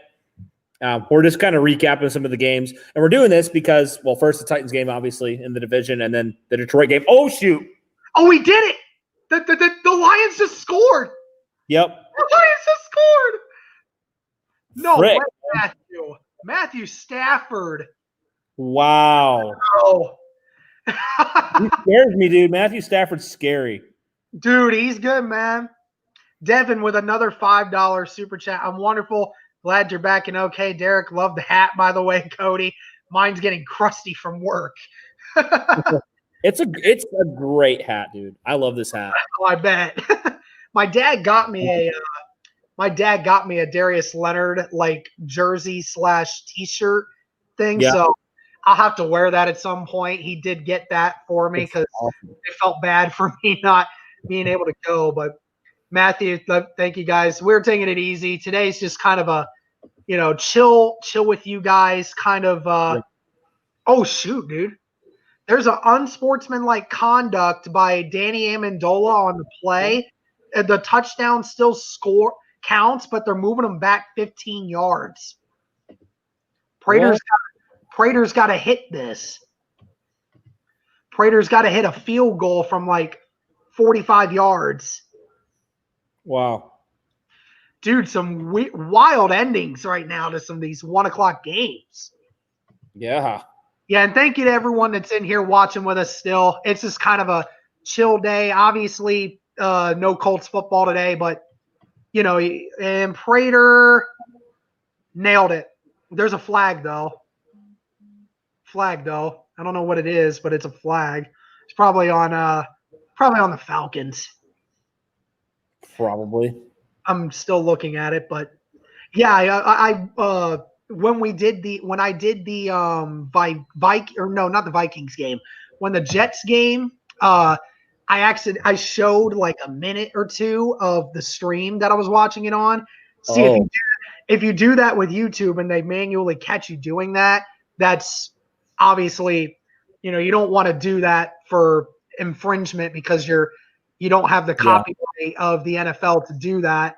So I turned it off pretty quickly. So didn't want to get our channel copyright striked for the first time. It's already hard enough on YouTube to be able to do that. So. Yeah. Well, how'd that work? Like, because I know you showed parts of the NFL draft when you did that. So how'd that work then? It's because it's just because it was it's a live broadcast. I mean, anyone can show, you can hear it. I mean, it's not infringement because it's on a live broadcast. It's a live broadcast that's, broadcasted to everyone. And, I honestly don't think they even really care because it's like millions of people are, watching it anyways. And it's not like I was really streaming, like putting a phone right there for everyone to watch. It was kind of more just a reaction. So, yeah, it's nothing too crazy. Good to see you back, Derek. Thank you, Chris. Really appreciate it. I mean, we're not doing anything else. Happy to hang out with you guys. Matthew, yeah, absolutely. Not a lot else going on right now, but Cleveland just scored a touchdown, I think. Yeah. Yeah, they scored a touchdown. Looks like they're going to – it looks like Cleveland's going to win this one, I think. Okay. Yeah, because the Bengals only got one more play. Well, I mean, say what you want about the Bengals. I mean, they played the last two teams pretty tough. So every team they played this year, they played tough. They have not lost a game by anything more than a score all game long, every game. Wow. I mean, I give credit to Joe Burrow because, like, again, he's been a true champ. He's deep, throwing it deep. Oh, that had a chance, dude. That actually had a chance. It bounced off of one guy, and I thought A.J. Green was going to get it, but he didn't. Wow. Oh, Browns pull it out. Jeez. Brownies. Well, let's check out the scores, guys, for the 1 o'clock games. Yep. Check out the rest of these. So, great news for AFC South Nation, for the Colts Nation, actually, that every AFC South team has lost so far. Tennessee loses, and the Texans lose as well. Dude, I honestly feel so bad for the Texans. The schedule they had to deal with, and then going into this game without Bill O'Brien for the first time. I mean, the Texans have had a really, really off year. Yeah, they have. It's been weird because I thought they would be at least sort of competitive, but they just have not been like at all. Yeah, it's been Even weird. with Watson, they just haven't done anything really. The Raiders are already beating Tampa Bay. Really? Yeah, it took them 5 minutes, and they're already leading. Wow. Well, there was questions on whether their offensive line would even play because Trent Brown got COVID apparently, and everyone was wondering, like, because all of the offensive linemen were around him, they were wondering if any of them would play. Yeah. And thankfully, it seems like everyone else was okay. So it seems like they were able to play with most of the guys. But yeah, the Texans obviously not having a good day. They're not having a good year so far. Gosh, what is the record now? I have to check. I can check that right now. 1-6. Oh my gosh. Yeah. I mean, Awful. to their credit, they've had some of the worst luck ever. Right. I feel bad for Deshaun Watson. Deshaun Watson's doing everything in his power to fix things, but man. God bless the AFC South. Jaguars won God bless them today, right? And the Chargers are about to play the Jags here soon. Dude, did you see Minshew might get benched this game? Yeah, I heard that. I heard they were saying they might bench him. I don't get the point of that. Why would you want to bench him? I mean, I know he hasn't been great, but like bench him at least for like your rookie. Like I was watching our friend UCF Jaguar who was talking about it, and he said like I don't get why you would bench him for freaking Mike Glennon. Like that makes no sense. Unless it doesn't make any sense. Like why would you want to bench him anyway? You already know you're bad. Why would you even want to bench him? It doesn't make any sense. You would bench a guy if your team's good and then you thought that other guy is going to make you competitive. You're not competitive at this point. I don't know why you would even try that. Yeah. All it does is hurt him if you eventually want to move on from him. If you want to move on from him, all it does is hurt to just sit him out. I don't get it, but the Jaguars. So. Yep, Titans took the L. Thank God. So did the Texans and hopefully the Jaguars. The Colts might be the only AFC South team to not take an L this week. Yes, that is the plus side of it. Yep, the Cowboys got their heads beat in and fighting each other. Yeah, that's great. I love it when the Cowboys suck. Love it. About every year. I bet our boy RB is happy about that. Yeah, the Eagles are. Well, I don't even know who's leading the division anymore. They are. Eagles are winning. The Eagles are leading the division. Yeah, that division. They're 2-4-1, and the Dallas Cowboys are 2-5. And the Washington's 2-5 now. Yeah, and Washington's 2-5 now. So now, I mean, Washington is second. Dude. They're second in the division. Honestly, they have the best division record. They have the best division record. They have not lost to an NFC East NFC least opponent yet. I think it says they're 2-1, so I don't know who they lost to, but I think they lost to the Giants. I think. Did they? I'm pretty sure they did last week. I'm pretty sure. They lost by 1 point. Yeah, they lost by 1 point. Yeah. But I mean, it's amazing. Washington at 2-5 is right there in the mix. Yeah. Right in the mix. I need Mahomes to have a heck of a day. I put Rodgers on the bench like an idiot, and I'm paying for it. Yeah, that was a really bad one.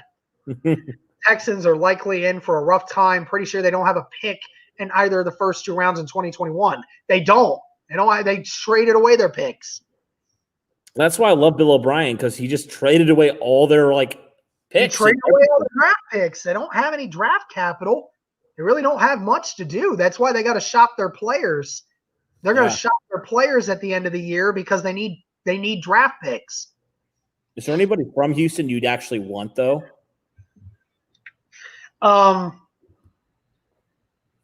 Obviously Watson, but beyond that, realistic. I heard my friend tell me that the Browns are trying to get J.J. Watt, which is funny because they would never trade away J.J. Watt. Right. That's like trading LeBron James from whatever team you get, because it's not about the production. It's about what J.J. Watt represents to that organization. That's it. Yeah, so guys, today, dude.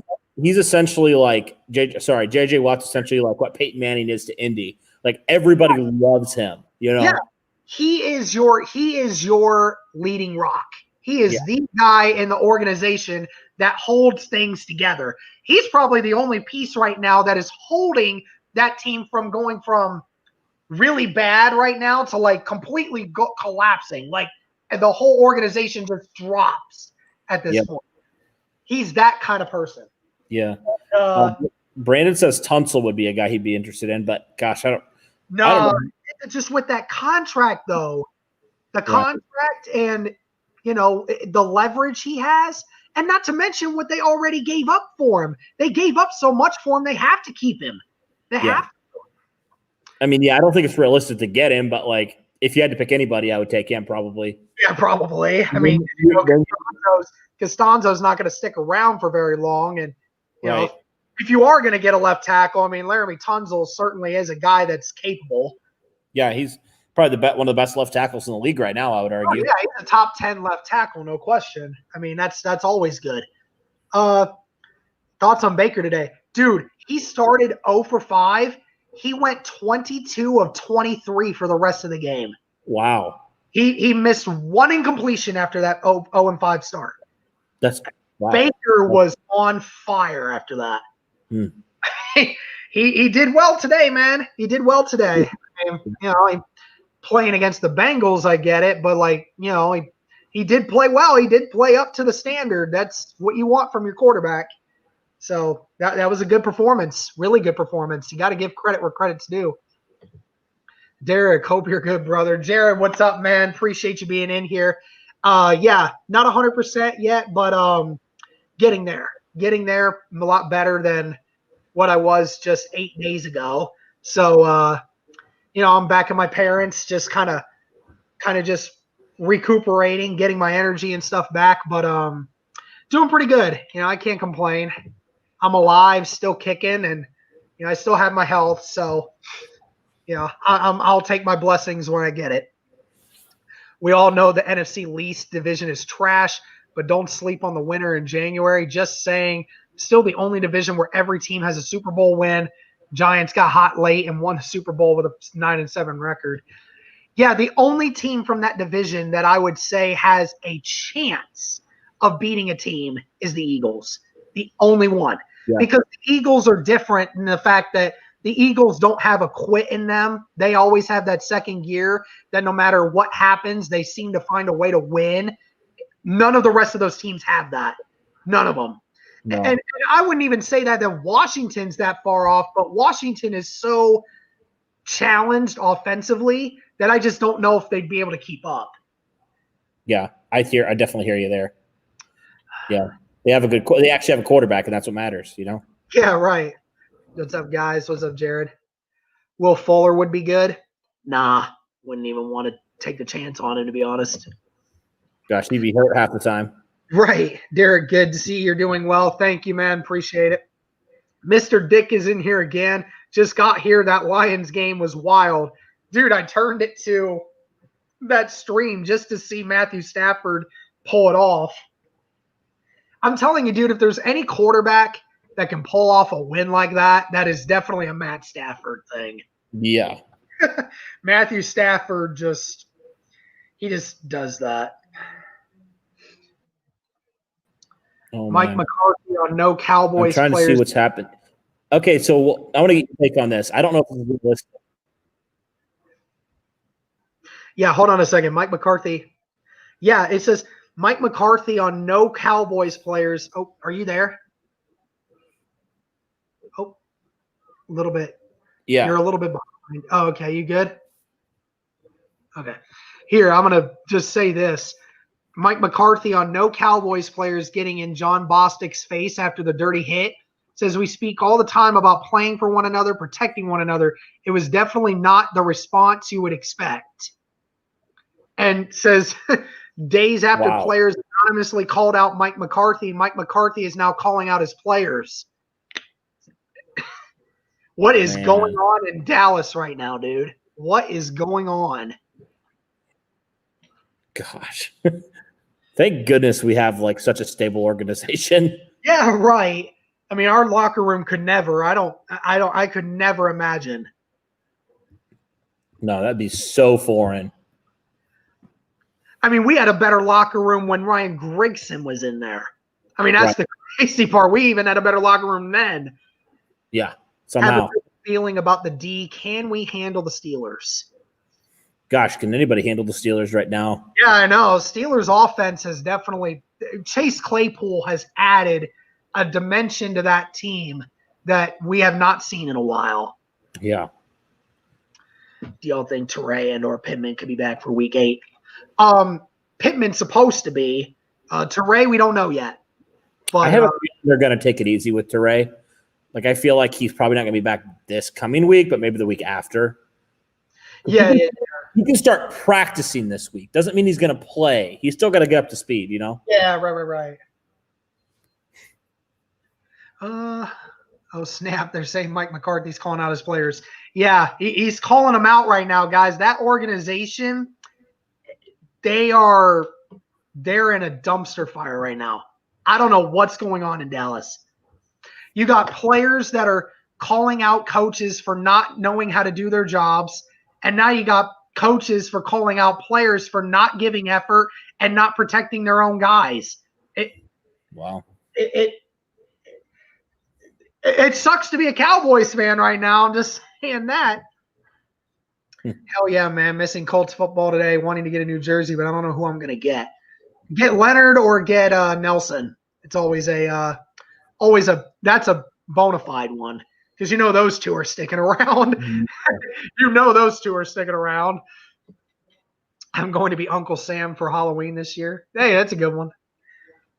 J.J. Watt is basically a god in Houston. If he was traded, the fallout would be unprecedented.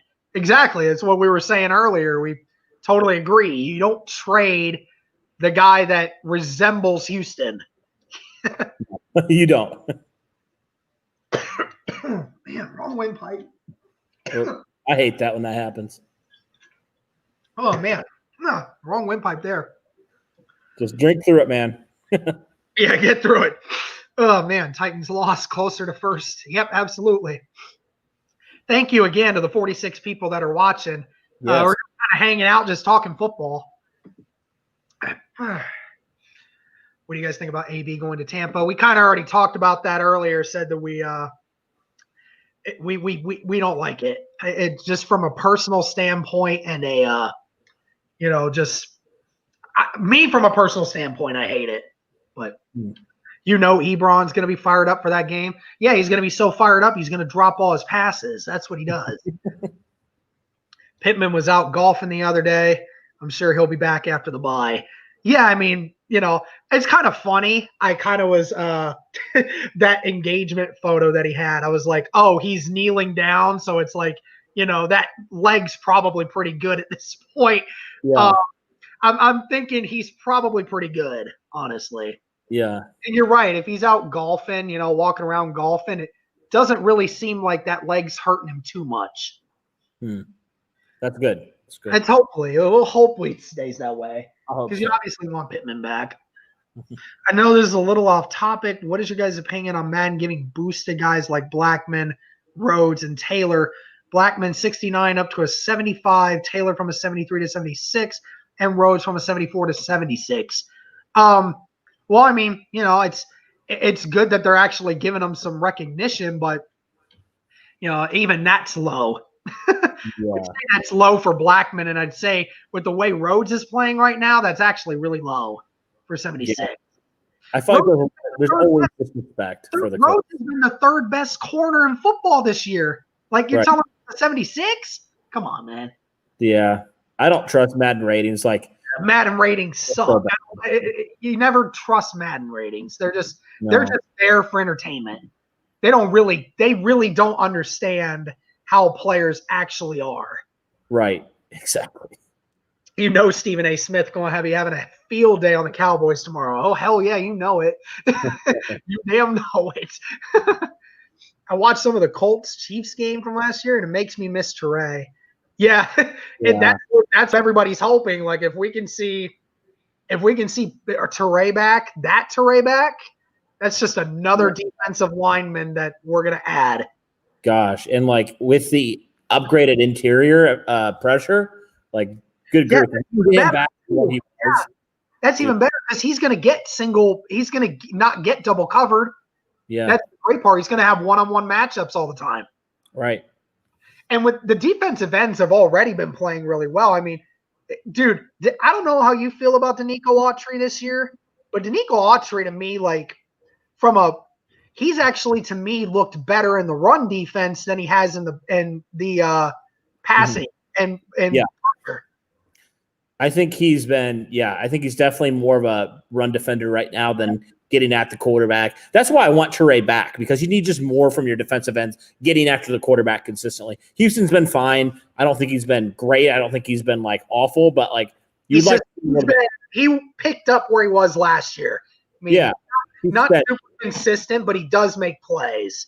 Yep, and you need that other speed rusher that just what Teray was doing last year. That's what you really need. Yeah, exactly. Got Leonard last year, but they did get the number font changed. Oh, hold on a second. I'll probably get Big Q. Can never go wrong with a Big Q. That's right. Hot Rod jersey. I might have to do that at some point too. I mean, Hot Rod's making himself a name, man. Yeah, he is. If Phillip Rivers delivers, I'm going to have to go with 17. Did I hear correct? Pittman is back next week. We don't know, but we're thinking he probably is. Yep. That's what everybody's saying. I hope so. I hope so too. I mean, we're already losing guys so much. It'd be great to have Pittman back in there, especially because of because of the ability of him to be able to run block too. Mm-hmm. Hold on a second. So happy for their engagement. Yep, we are. Pittman was also running through a corn maze too. Y'all are on this man. Y'all see his social medias. You guys probably know. Here's a bold question: do we even want Pittman to start? Yes. Yeah. I mean, he's your best run blocking receiver too. I mean, that's what you want from a guy like Michael Pittman. And we absolutely want him to start. Yeah, he's your second round rookie. Like, yeah, you definitely do. Of all the big name expiring deals, who do you resign on the Colts? Okay, give me your top three. I just don't know whose contract is up. All right, I'll read them for you. Okay. Let me find them. Isn't Grover Stewart going to be one of them? Yep. So think that 2017 draft class. There's all are expired. All right, I'm pulling. Yeah, well, Grover Stewart is obviously one. You got to keep. So here we go. Starting with the quarterbacks, you obviously got Rivers, Brissett. You got Hilton, Justin Houston, Danico Autry, Malik Hooker, Xavier Rhodes, Sheldon Day, LaRaven Clark, Taekwon Wilson, Travis Cary, Trey Burton, Chaz Green, Marcus Johnson, Taylor Stallworth, Tremont Smith, Marlon Mack, Grover Stewart, Anthony Walker, Al-Qadim Muhammad, Rondell Carter, George Odom, Ashton Doolin, Zach Pascal, Mo Alley Cox, and Darius Fountain. Pascal, Cox, obviously you got to keep. Walker and Stewart, obviously you need to keep that defense there. I thought I heard you say George Odom in there, which he definitely needs to. He definitely needs to stay. Outside of that, dude, I'd say every single one of those guys has the option to be on the chop block. Obviously, okay. I mean, I would potentially, if Justin Houston keeps up, get him for another small contract. I would not mind that, something small. Yeah. But outside of that, dude, a lot of those names I'm willing to let go. Honestly, like even Xavier Rhodes, as good as he's been playing. Well, I mean, I think I forgot that name. Yes, if Xavier plays this way throughout the whole season, then I obviously want him to stay because obviously he's been really good this year. So keep him. I think my yeses are Houston for like a 1-year deal. Xavier Rhodes. Maybe Autry for another year. I'm not going to go with Autry actually, because I think I like some of the young guys. I like Lewis. I think you have enough young talent there where you can let him go potentially. Maybe I'd re-sign Trey Burton to like a 1 or 2 year deal as well. Marcus Johnson for sure. Mac I would re-sign because I don't think, depending on what he wants. Grover, Anthony Walker. I'd probably re-sign Muhammad, George Odom, Pascal, and Mo Alley Cox, and probably like Reese potentially. Maybe. What about you? Said Marcus Johnson's on that list, isn't he? Yeah, he is. I would re-sign him. I would too. I think you and I are kind of in agreement right now of like the majority of these guys that, get some of the main defensive guys and then, a few of the wide receivers potentially. But yeah, there's a lot of names there that I would not consider bringing back. Who are some of the big ones you're absolutely no on? I have to remember all the names. Okay. It's just kind of one of those. I'll throw some out. So Rivers and Brissett. Yeah, I'm not even worried about maybe you extend Phillip. Maybe. Just depends how much you get him for and whether he wants to play or not. And then you got Hilton. If he doesn't step it up, then I'm not even worth my time. Okay, how about Malik Hooker? Nope, not at all. I don't even want him anymore. Okay. Sheldon Day. Haven't seen him at all. It might be a thing where we might. I think they might extend him just because of the defensive tackles. We know how Ballard is when it comes to defensive line depth. Yeah, I mean this was his first game back against the Bengals, so yeah. Gosh, I think another no. I don't know. Obviously, Chaz Green, no way, please no. Way. Orla Raven Clark, probably, honestly. It's time to look for your backup left tackle, your future left tackle. Yeah, your future left tackle. I think the Colts probably do that in this draft, honestly. They better. I definitely think so. I think, as time goes along, like when we get like towards the end, we'll obviously do a thing of like every person whose contract is up and needs an extension. We'll kind of do the game of, who gets extended, who doesn't. That'll be fun. JT will find his rhythm when it matters. Okay.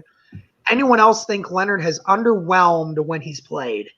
Well, here's the one thing, J. Cole. I think a lot of the linebacker play in general this year has been underwhelming because, one, the defensive line is doing so much now that it takes away from the linebacker core. I mean, the linebacker core doesn't have to fill in as much because the defensive line is making so much headway and it's helping the secondary so much. The linebackers aren't doing as much. I mean, that's kind of a good thing, to be honest. Yeah. I don't think Darius Leonard's lost a step. I just think it's just how this defense has looked. I'm so glad Tennessee lost. Yes. Not Colts related, but who's y'all favorite non-Colt rookie this season? Rookie. Chase Claypool, Notre Dame guy. Claypool's one of them. Probably. I'd also have to go with my boy Chase Young. I mean, obviously Chase Young's been pretty decent this year. Has had a few injury problems, but I mean, but I like Chase Young, and I think Chase Young's going to be a force to be reckoned with for years to come. I get that. And we're only one game behind. Absolutely. Have they talked about Swag Kelly yet? Samuel, get out of here, bro.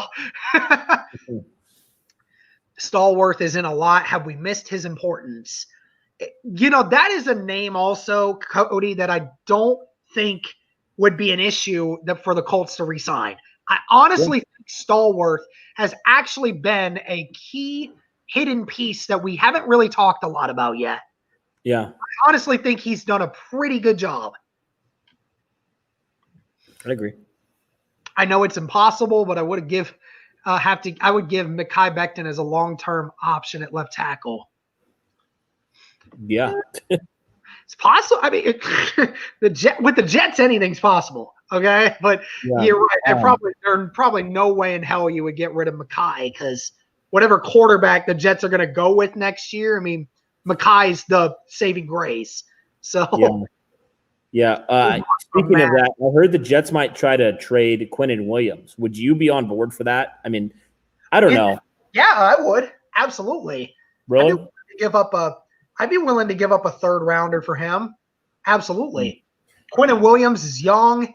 He's got he's young. He's got the passion. I know he does. Just a really good run stopper in the middle. I like Quinnen Williams. I honestly would not mind giving up somebody for him. I honestly wouldn't. That would be interesting with him and Grover Stewart. It would be. Obviously, Grover Stewart would be the guy, but I mean, Quinnen comes in. He definitely has the ability to be a good backup. Yeah. Yeah. What your thoughts on moving on from Mac? I thought you said you wanted to do a 1-year deal with him. Did I? I thought you did. Yeah, I do. I want Mac to stay. Yeah, I kind of do too. Yeah. Move on from Hilton. He's not hungry anymore. Well, I can't speak for that. I can't speak on T.Y. Hilton's hunger to play the game. I just only can look at the production, and the production doesn't justify the means. But my thoughts exactly on the linebackers and the defense. Okay. Let's see. Leonard is still all over the field anyways, and Bobby and Anthony have had a few picks between the two of them. Yeah, so it's like, the tackle numbers haven't been there. I know that. But again, that's what we were saying, is that the defensive line is doing so much more in the run stopping. The linebackers haven't had to do that. And that's the great thing about it. Yeah. How worried are we about the Lions after today? They don't scare me any more than they did just before that game. They don't scare me anymore. They played the Falcons, and they almost got beat. The Bears roasted the Falcons. So. Yeah. I'm not too worried about.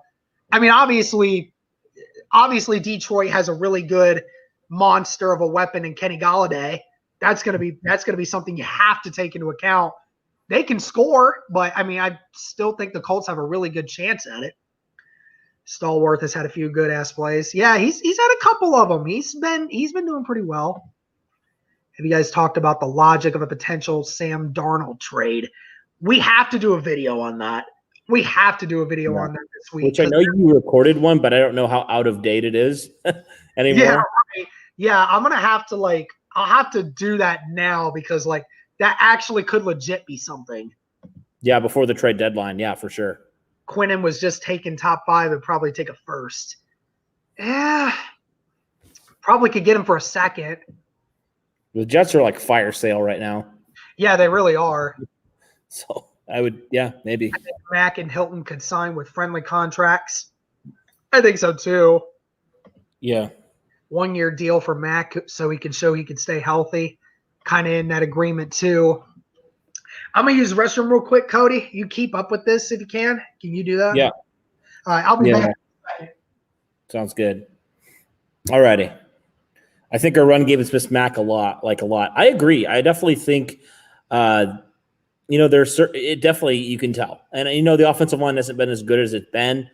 But I think it's just, Mac and Taylor run a little bit different. And, I think Mac just has better vision at this point. And not to say that Jonathan Taylor can't get there, but I definitely think Marlon Mack has the best vision on this team. And he really helped out this offensive line in a lot of ways. And so it'll just come with time with Jonathan Taylor. I think he'll eventually get there. But Marlon Mack, certainly, the Colts missed him. And that's why, it was so crushing. I think out of any of these injuries, his was probably the most crushing because, you like Taylor, but, you also we thought if Mack stays healthy, Mack will take a share of the carries, a majority of them to start the season. And then they'll kind of sprinkle in Taylor. And then obviously then we thought maybe Taylor, as he progressed along, would continue to gain more carries. But obviously that can't happen now with Mack being injured. So Taylor's kind of been thrown into the fire a little bit. No preseason.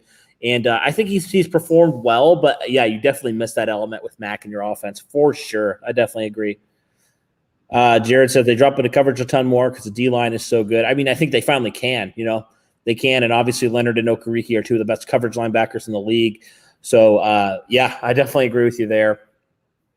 Yeah, FaZe, I think I agree. It's the Falcons. heck, anybody can score points on this Falcons secondary, and they almost lost to the Falcons. So if that tells you anything. I'm not super concerned with Detroit. I mean, Matthew Stafford, Kenny Golladay, got to watch out for. Beyond that, I'm really not scared of this Detroit team, really by any measure. Their defense is not good, obviously, and so yeah, I'm really not scared of them. But if Matthew Stafford is allowed to, be the quarterback we saw today, like that's a little bit scary. But other than that, not really scared of him.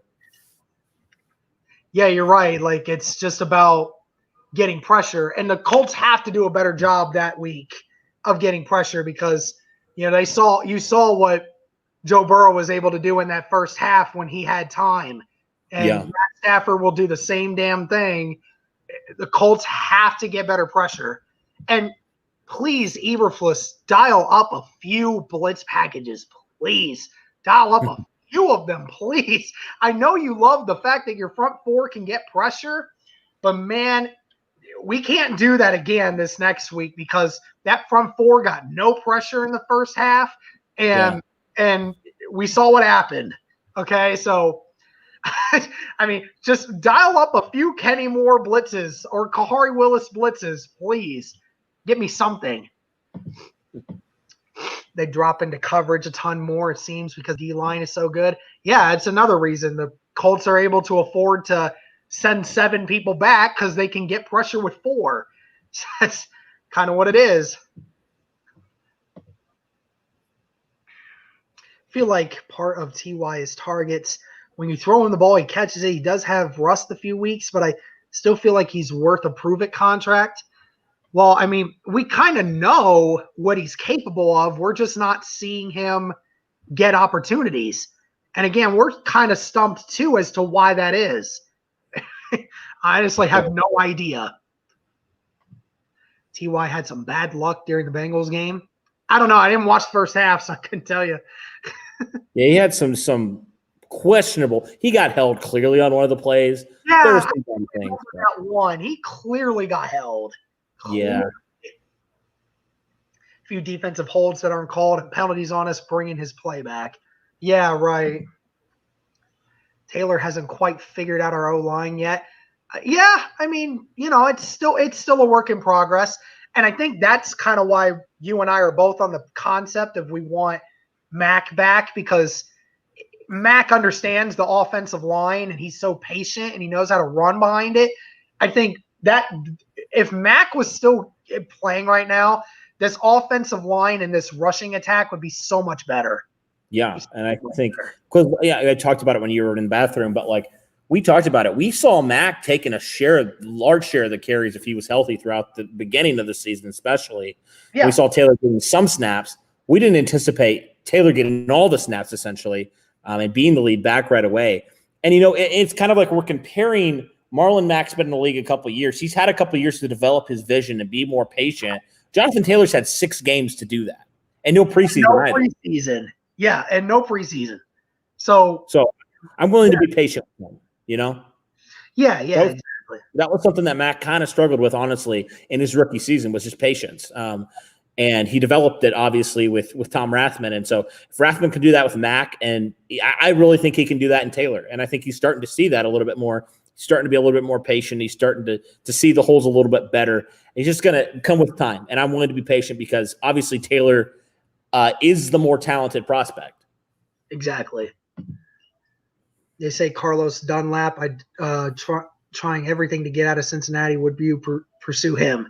Yes, I would definitely want to go after Carlos Dunlap. I think he's a very solid defensive lineman, and he's a guy that you also could drop back into coverages too, because he's good at disguising zones. I don't know about you, Cody, but I'd be down for a Carlos Dunlap for like a third or something. Yeah. How old is Carlos Dunlap? I don't even know. I don't know. I think he's older, though. I mean, let me look. I don't know how much it would take. I guess it just depends for me how much it would take to get him. He's actually 31. Okay. So yeah, he's an older guy. You wouldn't give up much long term for him. Yeah. That makes sense. But that hasn't stopped Ballard before. Hasn't stopped Ballard before. He didn't draft. He got Justin Houston. Justin Houston was 31, so that's never stopped him before. If Ballard's always looking to improve that defensive line, doesn't matter how old you are, doesn't matter what you were. If you can still make plays, then he'll come and get you. That's true. You guys are sleeping on the Lions. We barely have a better record. We lost to the Jags, struggled on Cincy. Okay, we lost to the Jags week 1. I mean, I get it, but, the Lions haven't been spectacular either. And we struggled in the first quarter against Cincy, and then the rest of the game was all Indy. Honestly, Cody, you take that first quarter out of the game for all of it, there was all Indy after that. All Indy. Yep. I mean, guys, the first 15 minutes and 30 seconds of that game, the Colts were losing 21-0, and then the 44 and a half minutes after that, it was 31-6. So the Colts had that game from the second quarter on. They just had to fight their way back. Yeah. And like we said, Cincinnati's played everybody tough. It's not like it's been a cakewalk for all these teams. It's not like we're playing the freaking the Jets by that close, Yeah, say what you want about the Bengals and their record. They have played every team very close. Every game has been close. I mean, as bad as their team is, they never lose by a lot because Joe Burrow keeps them in those games. Yep. Sometimes we get pressure with the 4. You're right. We need some more blitzes. I mean, I think the consistency of the Colts front 4 has kind of dropped a little bit over the last couple weeks, but the Colts are still top 10 in getting pressures. I mean, Buckner is what? Isn't he second in total pressures on the quarterback, only behind Aaron Donald? He's up there, yeah, for sure. Yeah, he's up there. Once Taylor sees the hole, he's going to be hard to stop. Yes, he's already hard to stop because how big he is. He already runs people over. Yeah, he is. I would not want to tackle that man. Yeah, I wouldn't either. Colts only blitz 14% of the time. Needs to be more like a 20 to 25 range. Well, again, they only blitz that much because the front 4 is much better this year at getting consistent pressure. But yes, that needs to up a little bit. A little bit.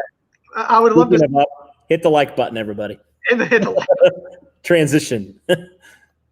Sucks to say because he's one of my favorite players on the Colts, but I think it's time to move on from T.Y. He just looks like a different receiver in the years past. I feel like we're going to have that conversation quite a bit, Cody, over the next few weeks.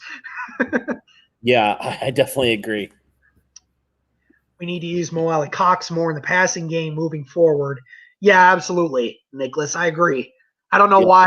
I don't know why the Colts got away from him in the Browns game. I don't know if he was actually hurt during that game or not, but they did not use him at all, and I don't wonder why that is. How do you think DeForest Buckner has played this year? He's played like a first rounder, which we got him for. He's played like a first rounder. I agree. Yeah. Say what you want about his sack numbers. I don't give a shit. His pressure has been up there with the best in the league. So that's exactly what we got him for, and he's doing exactly what we needed. And if we say there's a lack of pressure from the defensive line, DeForest Buckner's the farthest thing from that problem. Yeah, right. He's the furthest one from it. I thought it was also really cool. He got baptized the other day. When was that? Yeah. When did he? He got baptized the other day. That was pretty cool. That was really cool. Yeah, it was great to see that and great to see him. Colts players there. Colts players really taking advantage of their off week for sure. Bunch of guys doing a lot of cool things. I think DeForest Buckner is really starting to make himself feel at home in Indy. Okay, how much longer do you think you got? Well, so we're going out for my brother's birthday. My dad just texted me and said, "Hey, we're about to leave. We're ready to go. Are you coming?" So probably here pretty quickly. Okay. Couple more minutes here, guys, and then we'll get out of here. And it's been a long stream. We actually had a really long stream, which is pretty cool. maybe a hot take, but I feel like we can get rid of Doyle's $8.5 million and get a cheaper option. He always seems to have a mishap all the time. I don't know how you feel about I don't know how you feel about that one. I know you like Jack Doyle. I do, but like at the same, I get it. Like he's a limited player. Like he's reliable, but like, okay, if you're fumbling the ball and your reliability is the thing you hang your hat on, what do you got then? You know, and as much as I've loved Jack Doyle, I could see it. And, you know, I want them to use – honestly, this is kind of my view in the tight end position. Trey Burton's shown that he has something. Obviously, last week against Cincinnati, he had 2 touchdowns. But, like, I want to use Mo Alley-Cox. I would be fine with putting Jack Doyle essentially at the number 3 tight end. Like, and I get it. I love Jack Doyle. But, like, Mo Alley-Cox has a lot higher ceiling at this point. And like, Trey Burton, we know he's the athletic guy that can make plays. Yep. So I would be about that, quite honestly. As much as I love Jack Doyle, but yeah, I definitely would want to see the Colts move on, and that's hard for me to say. Like with T.Y. Hilton, those are 2 of my favorite players, you know. But like, I'm a realist. You know, because like we these guys have helped this team out, and you know they've been Mr. Reliables, and you know it sucks to say that because you know you don't. But obviously, at the end of the day, NFL's a business, and you got to think what's best for your business moving forward. Obviously, no harsh feelings is just kind of what it is. Yeah. At the end of the day, they're all NFL teams, so it doesn't matter their record. That's why I keep trying to tell people it's NFL teams. Their record almost always doesn't matter. Yeah, gosh. I mean, Cincinnati almost beat Cleveland today. Like, you never know. Cincinnati almost beat Cleveland the first time. Yep. I mean, they only lost by 5. Never know. You think Fountain will get a chance? Don't know, man. I mean, I don't know why Fountain's not gotten more of a chance recently. Just weird. I think it's a combination of they have a lot of this type of receivers as Fountain has, body type wise, and also DeMichael Harris offers you a new element. By the way, we haven't even talked about him. I like what DeMichael Harris did in his first game. A couple catches, reliable. He's a fast receiver too, so I kind of liked what he brought. Yeah, he did. He had a couple of plays that just, you know, kind of moved the chains a little bit. I mean, you know, if you're reliable and you can make some good catches, then, you know, you'll find your way on a roster. So what are your win-loss predictions for each game for the rest of the season?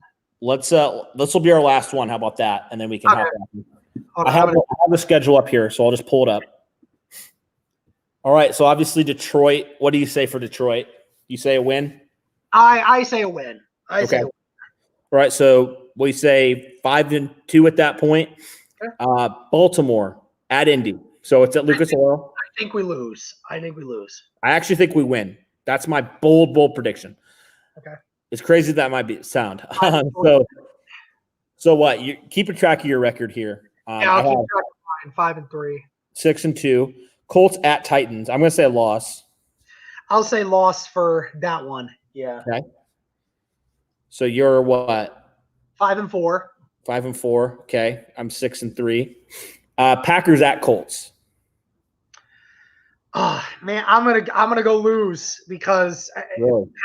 Packers just I don't know what Packers team I'm gonna get. Yeah. Gosh, I'm gonna go lose. I don't want to, but I think I will since I've had the losing. Okay. 6-4. All right, Titans at Colts. I'm going to go victory. I'll go victory on that one. At home, I think the Colts will get that one. Okay. So 6-5 for me. 7-4. Colts at Texans. I think the Colts get it. I don't trust the Texans right now. So 7-5 for me. So I'm at 8 wins now, 8-4. Colts at Raiders. I'm going loss, no doubt. I'll go loss. I think the Raiders will pull it out. So you have 8-5 right now. Okay. Texans at Colts. I got to go another victory. I think the Colts sweep. I think the Colts could sweep the Texans, to be honest. So that's 8-6 for me then. 9-5. Colts at Steelers. I'm going loss. Going loss. 8-7. Okay.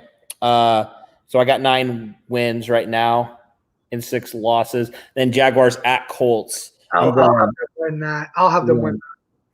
So I'm going 10-6. You're going 9-7. Yeah, and of course, you know, things can change. I mean, if the Colts pull one of the if they pull off one of the upsets. Honestly, I think we have a better shot of beating the Ravens than we do against the Green Bay Packers, to be honest. Because Baltimore's been winning games, but Baltimore hasn't looked very fundamentally sound over the last couple of weeks. So I think that's one game that we could potentially pull out, honestly. Yeah, I think this Colts defense is designed to stop Lamar Jackson, quite honestly. That type of quarterback. I think they can. I think the Colts could pull that upset. It helps that they're playing the Ravens and the Packers at their home stadium. It certainly helps with the environment and everything. But I mean, the Colts have a rough schedule the last 8 weeks of the season. They have a rough one, but we'll just have to see how they do. Yeah, sounds good. Well, all right. Well, I think that's going to do it for this live stream, guys. Thank you again to everyone that tuned in. Thank you for your generous support. Again, thank you all so much for wishing me back. Glad to be back. We'll try to get back to a little bit more of a regular routine of videos this week now that we actually have an opponent to actually do videos on, and we'll have to get a hold of Dose of Dion to get him on here, because I think we told him we would ask him if he could do that for us. So get our Lions guy. And but yeah, thank you guys again so much. Thank you for being in here. Congratulations again to Evan Burke, the winner of our Colts lamp giveaway. And we'll probably have a couple more of those coming your guys' way, because you guys really seem to enjoy the lamp. So we'll probably have to do a couple more of those. But thank you again, Colts Nation, so much. And Cody, you have anything else you want to say before we head out? Thanks, everybody, for tuning in. Derek, it's crazy. Let me see where we're at now in subscribers, but we are getting close to 4K. Like, it's getting closer. We're closer, and it's awesome. I'm really happy that you guys stuck around. I know the last 3 weeks hasn't been easy for our Colts content, obviously, because of me specifically. But thank you guys for sticking around. Thank you for being so supportive. And we're gonna get back to it. We're gonna be back to doing the Colts content we know you guys love.